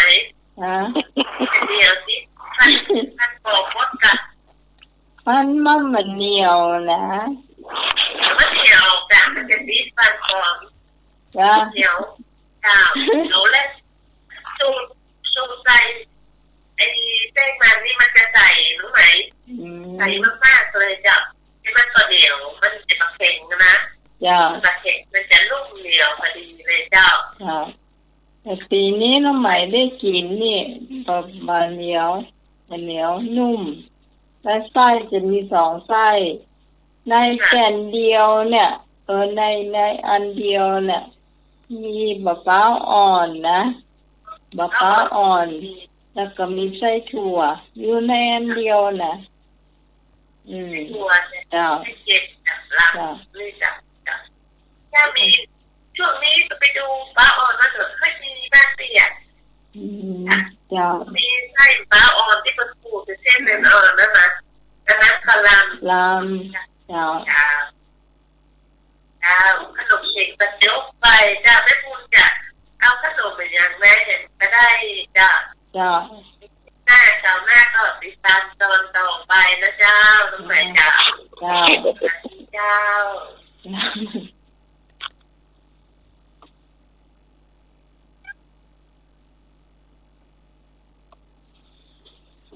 แม่บุญมาขนมอย่างดีแม่บุญ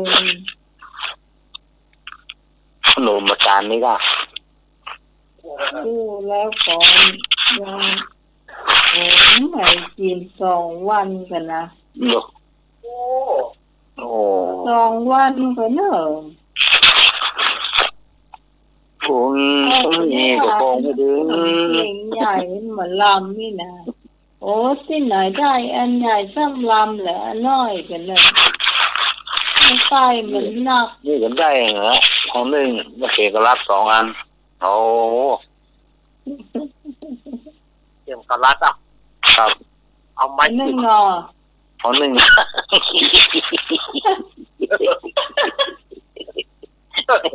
เอาหูตันป่ะ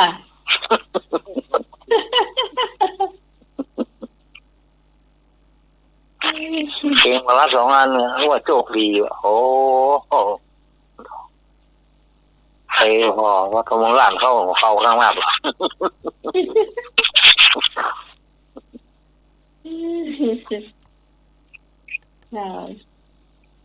แม่บุญจากกล้วยขนมกล้วยก็ได้ลูกแม่บุญขนมบะตาลนะขนมบะตาลสีเหลืองๆน่ะนี่แหละขนมบะตาล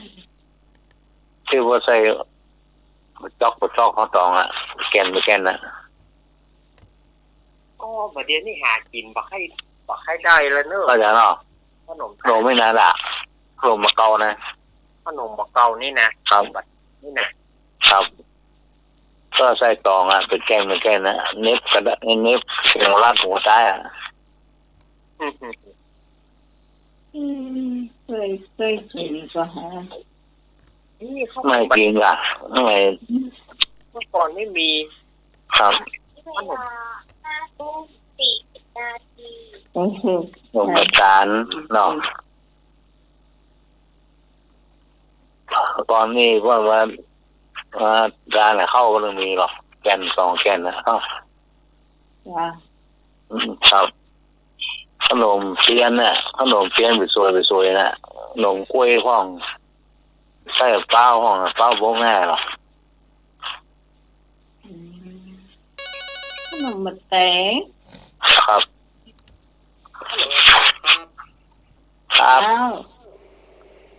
ขนมอันที่ว่ากันนั้นว่านะผมเคยกินครับที่สุดแต่งไปสวยนะครับน่าจะว่าผมเคยกินครับขนมหวานแตงก็มีแล้วแต่คนมักครับเปิ้นจะแต่งไปสวยครับถ้าเข็มกระลัดยิบตังโบนี่ก็ครับเป็นขนมบะเต็งนะเขามากเป็นถาดกินง่ายดีอันนี้เพื่อเอามาทานวัดนะกะที่ไปสวยเอาป้องนะกระทงอะไรนะนึงอ่ะครับแกะแล้วเหลือน้อยเดียวต้นกิ๊กก็รู้ เป็นสุขคนละมันเลี่ยมอยากคนเลี่ยม น่ะคนเลี่ยมนะ เนี่ยขนมเขาบอกขนมจ้างป้อนเนี่ย เต็มใจนั่นน่ะกินก็ไม่อิ่ม ถ้ากินเป็ดขาดนี่ก็เท่าจะบ่ไหว เรียกปูเรียกแม่เนาะ ของนึงสมมติว่าเขาคนอย่างเสร็จแล้วเขาก็เทใส่ถาดนึ่งก็ไว้ เรียกปูพางมันเนาะฮะ เสร็จ พา แล้ว งดูสูอ่ะ ถ้ามันสุกแล้วเขาเอามีดตัดเอากะ เนาะเอาเรียกปูพางดูสูบมันกินสิ ผมอยู่วัดสายกินขนมจอกนะสายกินกาแฟครัวแซ่บปลาเปล่าหอมมากเลย ครับ มันหวาน ครับ ไอ้ถั่วเขาทอดกันมันจะน้อยแล้วเปิ้น เวลาครับ อ่อน เว เล ลาย เวลาสร้างยากเนอะ ครับ เดี๋ยว อู้ เรา แล้ว เลี้ยว อู้แล้วไปยากเหมือนกันนะ อ๋อลูกเดียวอ้อนมาเดียวจะขี่ล้อขนมไปทานนะ เอาจึงได้กินงานคืนนี่ละ บ้าเอายอมหิวอ่ะ มันเป็นขนมพื้นเมืองเขา ฟังคำไม่เหนื่อยฟังคำไม่เหนื่อยกินเจ้าต่อไปเป็นอย่างอ้อนและเจ้าเหลือเวลาเห็นมาเมินละ ท่านสมัครครับผม ริ้วพ่อ อย่าง ที่ อ้อ รับไปก่อน หางหวันหัวตัวอยู่กลาง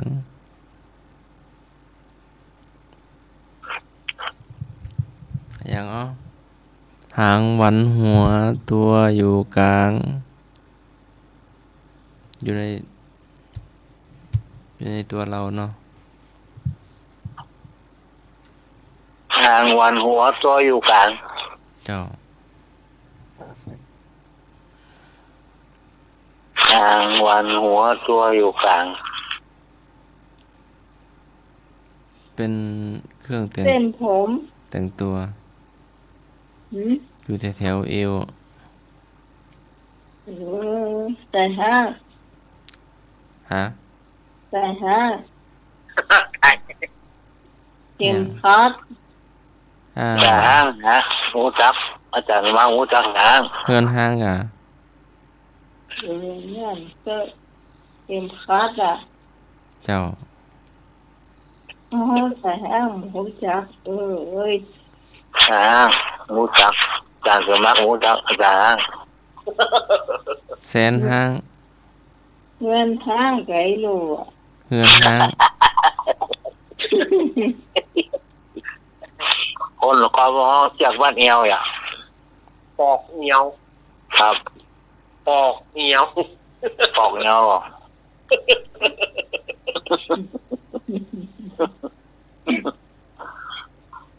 ภาษาเหมือนท่า เพิ่นว่าเฮาเรียนนี่2-3คนเนี่ยเมื่อคืนมา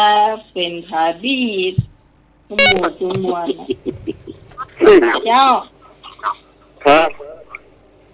เทปีผมว่าเทปีบ้านเนอะ นะ ขายบี้กับผีบ้า นะถ้าแบบผีบ้ากับผาบีนะ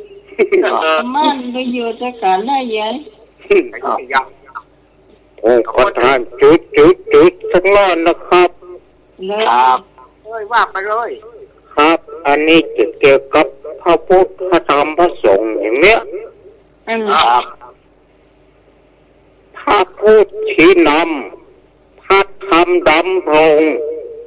พระสงฆ์จุดพระพุทธชี้นำพระธรรมดำรงพระสงฆ์จุด บินทบาท ไม่ใช่ พระสงฆ์ปฏิบัติ ปัจจัยครับ พระสงฆ์เพ่ววัด ไม่ใช่เย้ ระพุทธพระพุทธ น พระผู้ชี้น น ำข้าทำดำรงข้าสงฆ์จุด แสดงธรรม ไม่ใช่ ำพระสงฆ์ชี้ทางสว่าง ข้าถูกต้องครับชี้ทางสว่างชี้ทางข้าสงฆ์ชี้ทางสว่างให้เรา โอ้ โอ้ โอ้พ่อ เจ็ด เรียกว่า ผมเห็นแล้วครับ โอ้ เจ็ด ชี้ทางเรื่องเดียวไปครับ ไอ้นึกเอาที่ไหน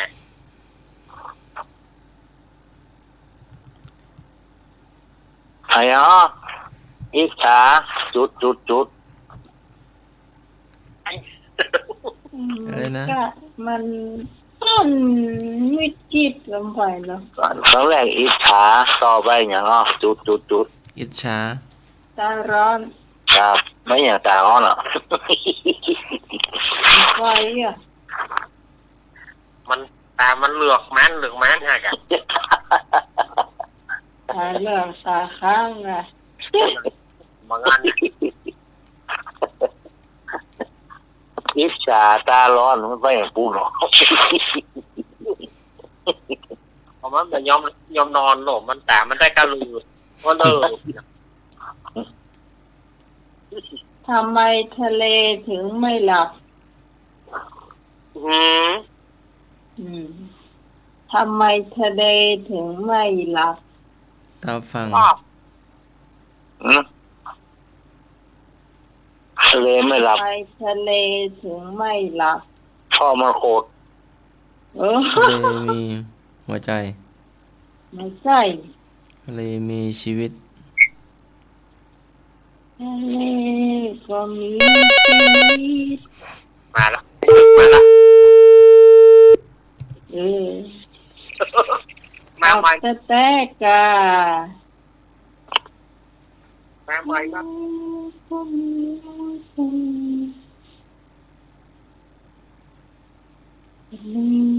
ทะเลไม่เคยหลับ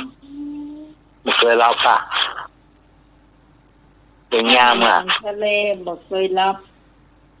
053226 053226 ทะเลไม่เคยหลับ ลุงหนุ่ยเสียง เสียงเนี่ยตั้งตัว เสียงเหมือนกระดาษหรือว่านับตังค์อยู่กะว่ากะ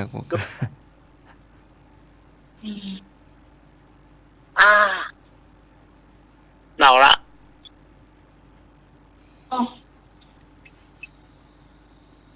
พี่คันระบายล่ะ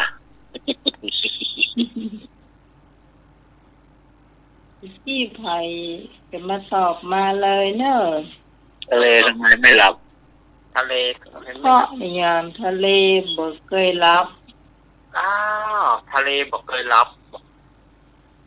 ทะเลทานกาแฟ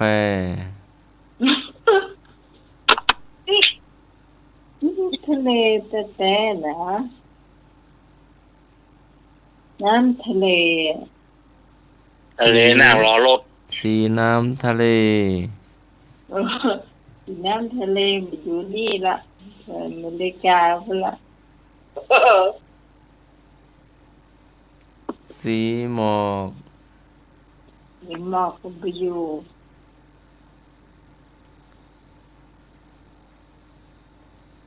ทะเลไม่เคยหลับเพราะอ่านหนังสือ อ่านหนังสือมันก็รับอยู่ดีอะนี่น้ำทะเลแต่นะโว้ย ทะเลไม่เคยหลับ ทะเลถือศีล นั่น ทะเลเข้าฟัง ทะเลมีเวลานอนเดือนครับ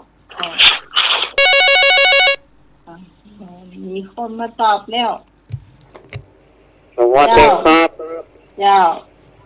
พอลมตีไปขึ้นนั่นก็ครับ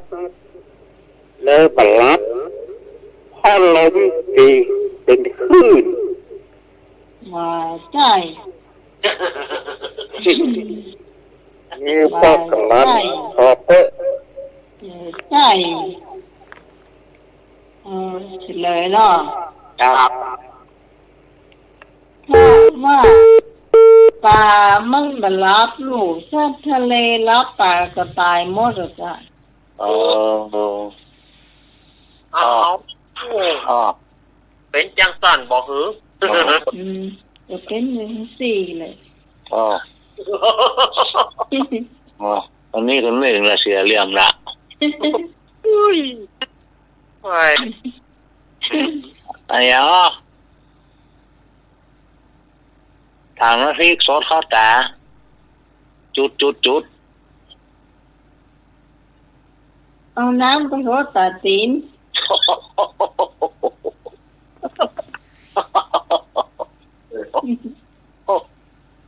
ว่าอย่างปูนเลย โอ้โหยาย พี่เขาตามน้ำพริกซอสข้าวตาน้ำไปหัวถั่วดิน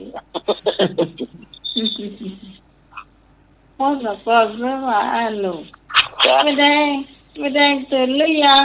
พอมาเลย อ้าว ปิกกระดิกลองอก ฮะ ปิกกระดิกลองอก ดิกกระดิก พี่กันดิอ๋ออบอ๋อมาอย่างรองอ่ะอบพอเรา อย่าง ปิกกระดิกลอง เจ้า อ อ่ะ ก เอาตีกบอ่ะ มันเป็นยังไม่มีเครื่องสีข้าวอ่ะ คกกระเดืองคกกระเดือง หรือว่ามอง มองตามข้าวแม่นละครับ มองตามข้าว ปีกกระดิกอีลูก ปิกกระดิกลองอกมันเป็นยังไงครับ ปิกกระดิกลองอก ย่ำนั่นอ่ะย่ำมันย่ำพวกเรื่องนั่นอ่ะก็เลยก็ครับนะ มันไม่ใช่ปีกกระดิกละ อีหย่ำ มองมันนักคนตายนะ หย่ำแตกมันไง ครับจะมีฮาวย่ำหรอฮาวเกาะหรือย่ำอ่ะเนาะจานเนาะ แต่แป๊บเผาลิ้นฟานคานขึ้นจอมปลวกแต่แป๊บเท่าลิ้นฟานคานขึ้นจอมปลวก แต่เจ้าลิ้นแฟนทางขึ้นจบปวก วันที่15นะวันโกนอ่ะครับวันศีลใหญ่เนาะ มีโกน ครับผมมีดโกนครับผม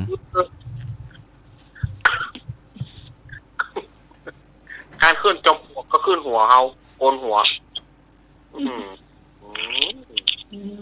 อันนี้เลยบอก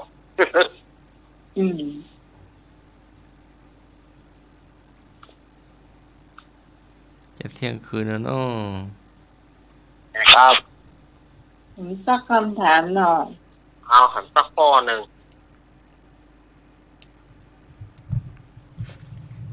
วันนี้มันแดงหายแซ่บ แรงมาวันนี้รอคอยที่ซอยเดิมเนอะครับผม ยังคอยเนี่ย ครับ ยังคอยที่ซอยเดิม ครับ คอย2 แกน ครับ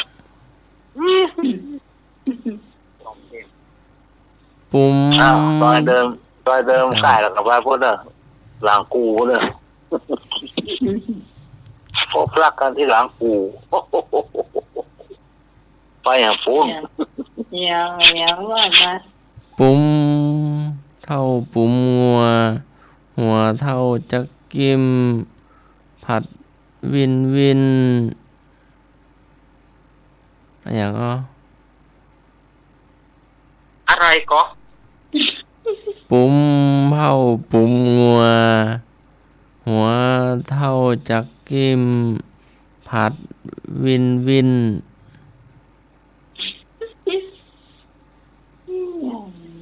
ไม่ขี่ไฟ ปุ๋มชอบปุ๋มงัว ต้องปูงัว หัวเต้าจะขี้ เจ้าจะพัดวิ่งวิ่ง เต้า เข้า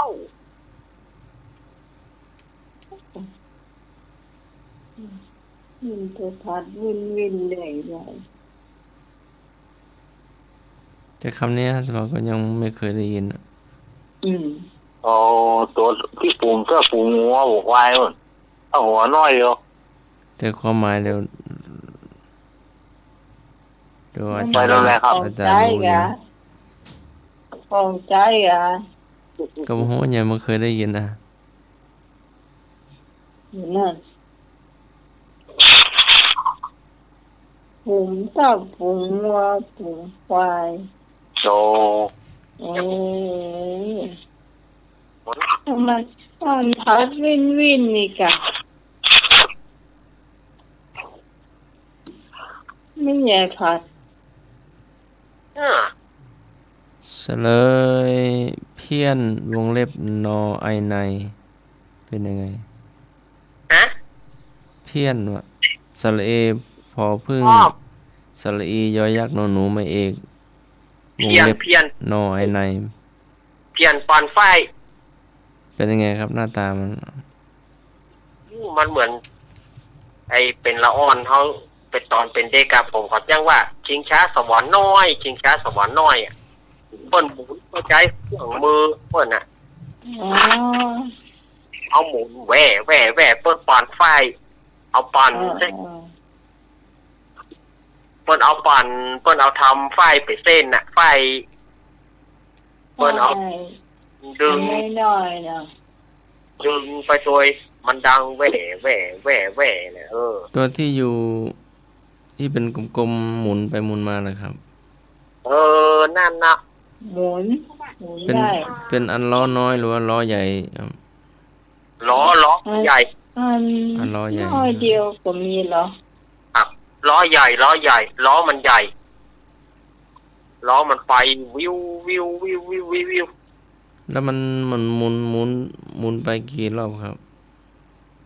แล้วแต่เราจะเอากี่รอบก็ได้ มันอิดก็ครับ อีดใหญ่อะโคนน่ะกับอีดอะ คนปั่นอย่าเอาเสื้อเนาะ มันหมุนมันถอยหน้าถอยหลังเหรอครับหรือไปทีเดียว ไปทีเดียวปล่อยไปทางหน้ากะปล่อยไปทางหน้า อืม ปั่นมันมีเครื่องหมุนของเปิ้ลหรออาจารย์สมัครมันมีเครื่องหมุนของเปิ้ลนะแต่เปิ้ลหมุนวินไปมาก็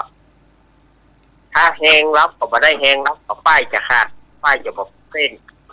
เปิ้ลเอาเปิ้ลปานนี่นะแต่เดี๋ยวนี้หาได้ยากเนอะเพียนปั่นไฟ ต้องทำด้วยมือจะมีแถวแม่ห้องสอนอ่ะ เป็นวงเพื่อแปลคนเดียวมันเนาะแต่เนาะเป็นวงไม้นะวงไม้บ้างแล้วเพื่อปั่นไฟอ่ะ เอาปั่น หมุนกับหมุนนั่นอ่ะก็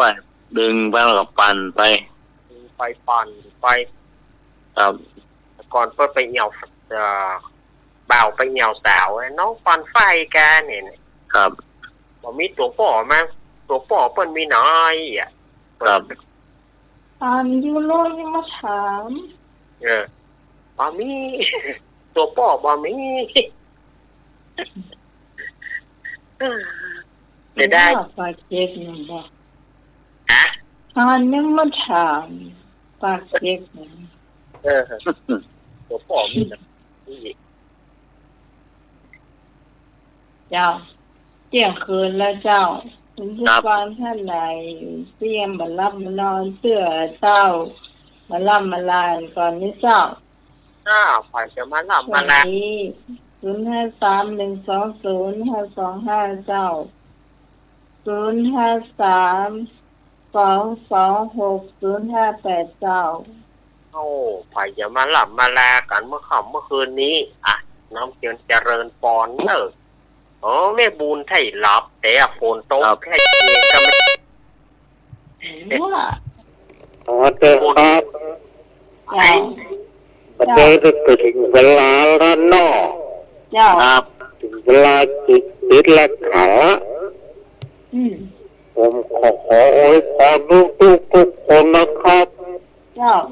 ขออำนาจสิ่งศักดิ์สิทธิ์ทั้งหลายจงดลบันดาลประทานความสุขความเจริญมาให้กับพี่น้องทุกคนทุกท่านนะครับ เจ้า สวัสดีครับ เจ้า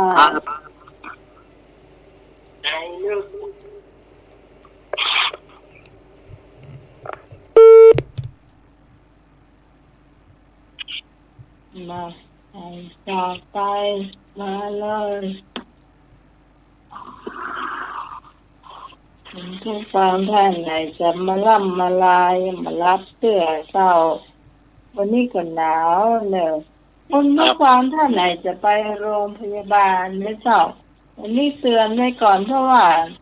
อากาศจะหนาวเย็นลงไปเห็นคุณผู้ฟังใส่ตังในนะเจ้าเป็นเตียวลิกกิ้งนะเจ้าถ้าว่ามีก็ใส่เตียววอร์มก็ใส่เตียวหอมตัวหนึ่งนะเจ้าเข้าไปเลยเป็นเตียวขาสั้นก็ได้ซ้อน2 ตัวไปเลยเจ้าถ้าต่ออันนะไปโยงยาในสั้นโยงเนอะจะบอกเถอะนี่เจอมาแล้ววันนั้นสี่ใส่ลิกกิ้งตัวเดียวเอากันได้ว่ามันเป็นอุ่นเลยนะโอ้หนาวสั้นจนขาแข็งหมดเลยแล้วพอดีแม่เป็นใส่2 ตัวติดมานี่มันกินข้าวแล้วนอน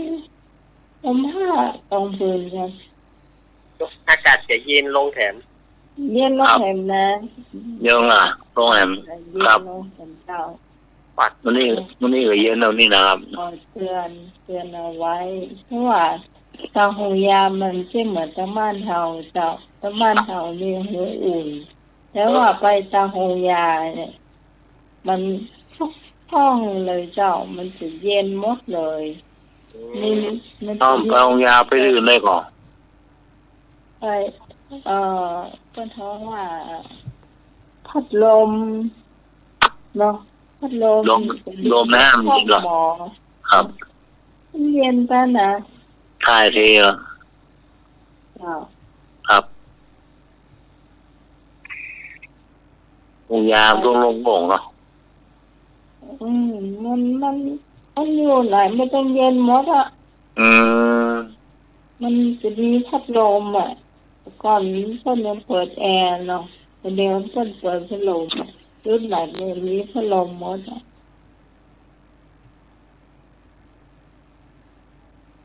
กันไว้ก่อนเลยเจ้าเอาเสื้อเนี่ยเอาอุ่นจ้ะเอาเสื้อหนาไปหรือว่าแค่ตาเนี่ย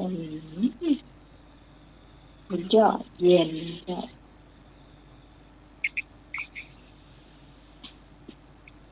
ต่อไปไม่หนุ่ยเนาะครับผมครับวันนี้ก็เวลาเวลาวันนี้เอาได้มารีแลกกันขอบเนาะคลายเครียดคำนี้ก็จำเพื่อมากกว่าน้อยโอ่งเร็วนะครับภาษาอาจารย์ครับผมอาสมาครับอาจารย์นิรักครับผมครับอ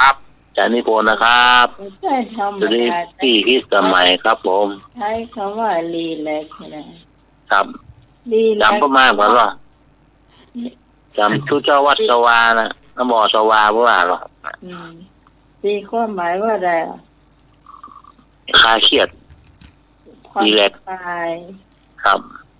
ผ่อนคลายครับจำเพื่อมากกว่าหรอเข้าท่านะคำนี้นะต่อ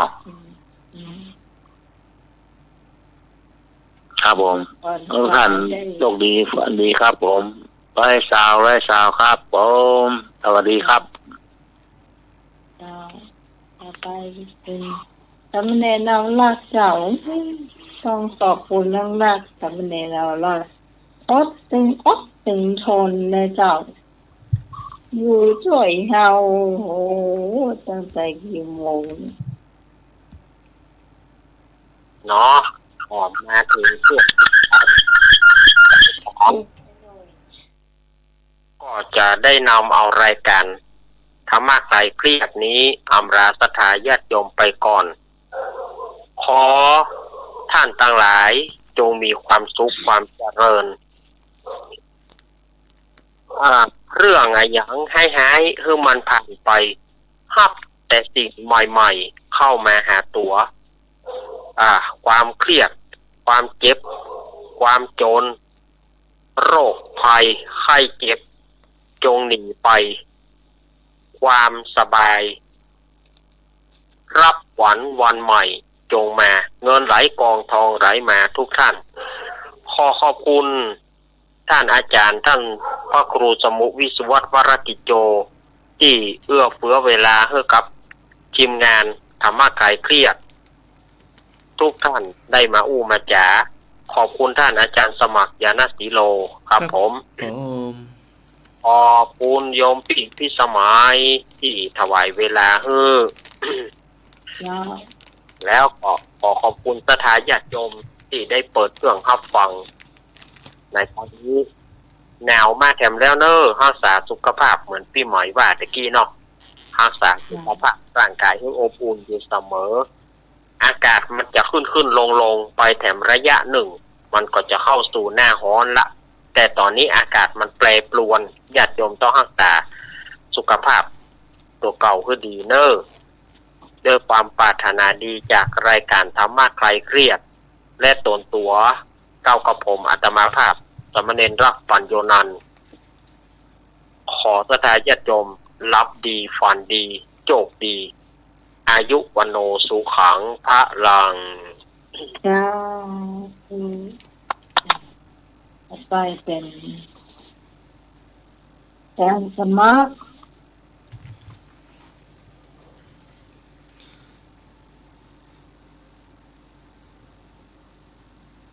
อะทัสสะเนนะภารานังนิจจะเมวะสุขีสิยาจงมีความสุขเป็นนิจก็เพราะไม่พบเห็นคนพาลขอนมัสการและขอเจริญพรเจ้าสำหรับค่ำคืนนี้ขอบคุณคนผู้ฟังทุกเสียงทุกสายที่มาช่วยกันจัดรายการธรรมะคลายเครียดของเราเพื่อผ่านพ้นไปด้วยดีนะเจ้าเราจะมาพบกันใหม่ในคืนพรุ่งนี้ตั้งแต่3 ทุ่มถึงเที่ยงคืนสำหรับวันนี้ขอบคุณพระอาจารย์พระครูสมุวิศวัตวรกิจโจผู้อำนวยการสถานีผู้ควบคุมเสียงเลิกเสียงคุณผู้ฟังได้ฟังด้วยสำหรับพระเจ้าพิสมัยสุริโยดรชาวบ้านดอนตาลตำบลเหมือนแก้วอำเภอมิริมเราจะมาพบกันใหม่เจ้าสำหรับวันนี้ลาคุณผู้ฟังไปก่อนชื่นชอบรายการนี้อย่าลืมติดตามในวันพรุ่งนี้สวัสดีเจ้า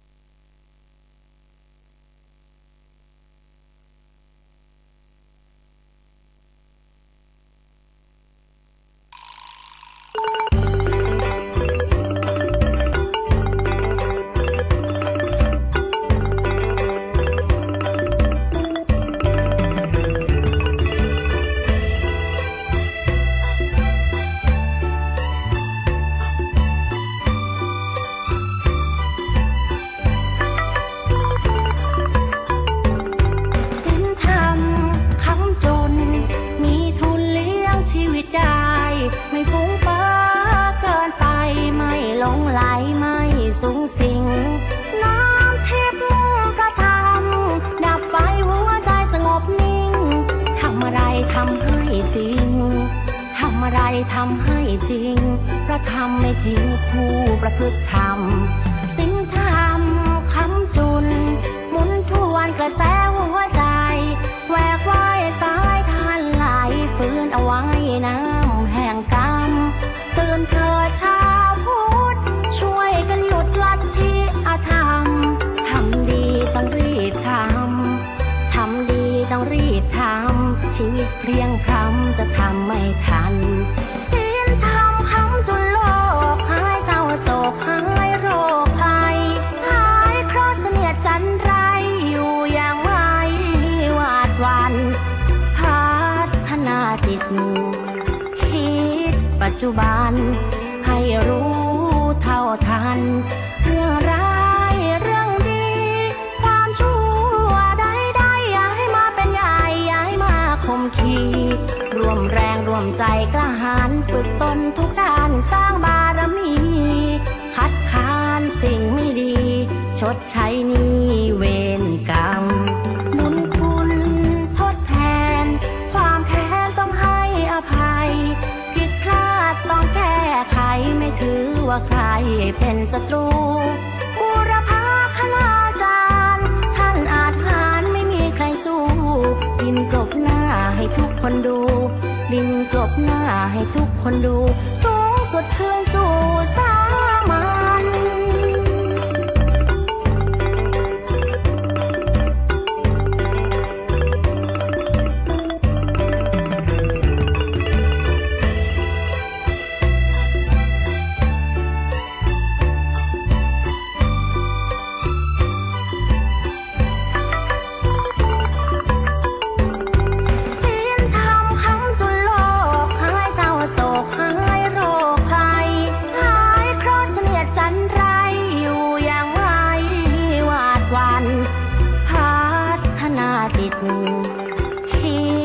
ปัจจุบัน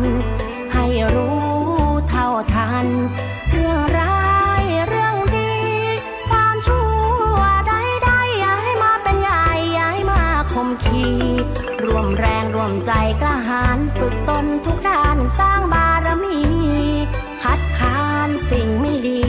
ชดใช้หนี้เวรกรรม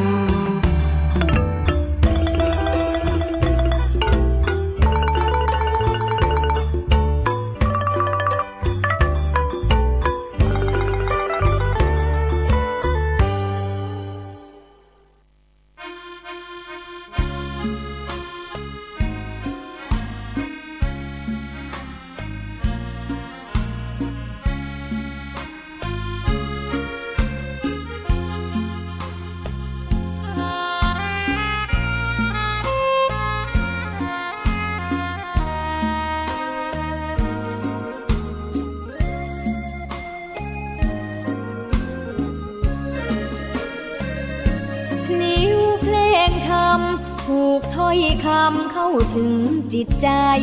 ฟังรายการวิทยุเสียงใสส่งถึงใจ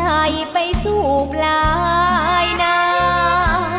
สารธรรมน้อมนำมองพระศาสดาบอกผู้คนทั่วลาหันมาเข้าวัดฟังธรรมคลื่นเสียงนี้เป็นคลื่นธรรมะจากใจส่งถึงบ้านไกลบ้านไกลฟังได้สุขใจล้ำยามดึกดื่นค่อนคืนมีงานต้องทำเป็นคลื่นสารธรรมเน้นย้ำธรรมะเพื่อนใจเสียงคลื่นธรรมบอกหลักธรรมให้คลายความเหงาฟังเสียงธรรมะเบาเบาบอกเล่าถึงคนบ้านไกลสื่อธรรมะบอกลดละวางด้วยใจสื่อไปถึงสวงในเข้าใจหลักธรรมหลักดีพลิ้วเพลงธรรมผูกสัมพันธ์จิตใจร่าเริงฟังสาระธรรมะบันเทิงรื่นเริงในชี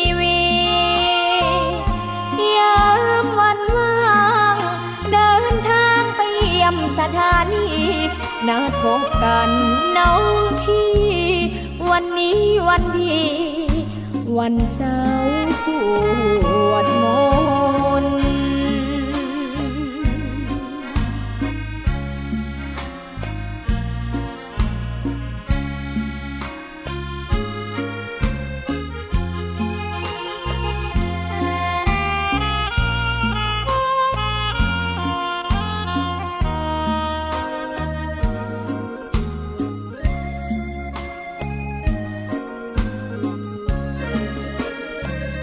เสียงคลื่นทำบอกหลักธรรมให้คลายความเหงาฟังเสียงธรรมะเบาเบาบอกเล่าถึงคนบ้านไกลสื่อธรรมะบอกลดละวางด้วยใจสื่อไปถึงสวงในเข้าใจหลักธรรมหลักดีเพลงธรรมผูกสัมพันธ์จิตใจร่าเริงฟังสาระธรรมะบันเทิงรื่นเริงในชีวิตยามวันว่างเดินทางไปเยี่ยมสถานีนัดพบกันน้องพี่วันนี้วันดีวันเสาร์สวดมนต์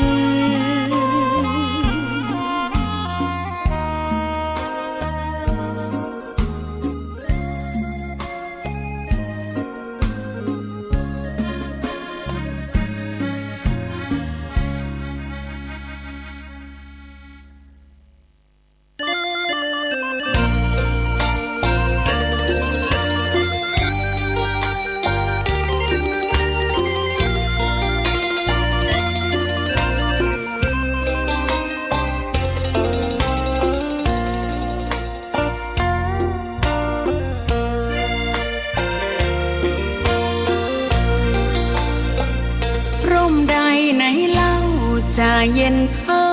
ร่มโพทองทั่วลาศรัทธายกย่องร่มของพุทธศาสนายิ่งกว่าร่มใด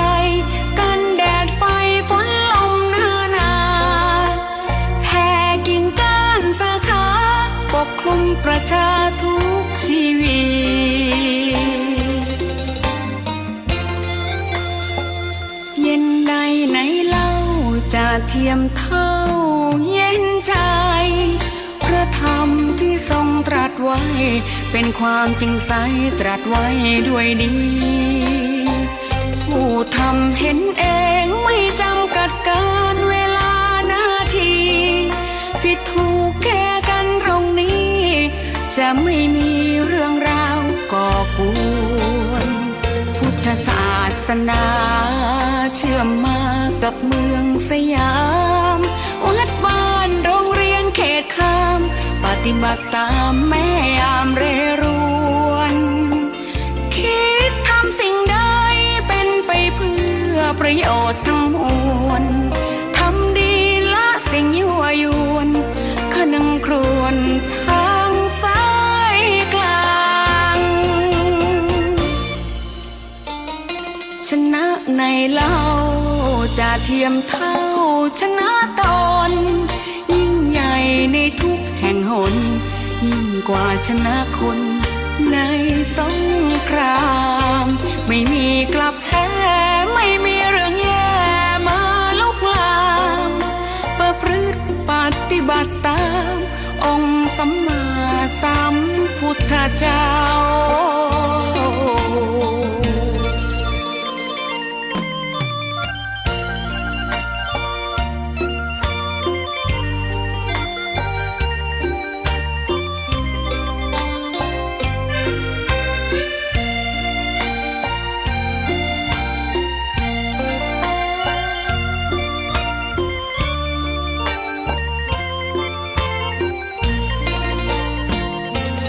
ศาสนา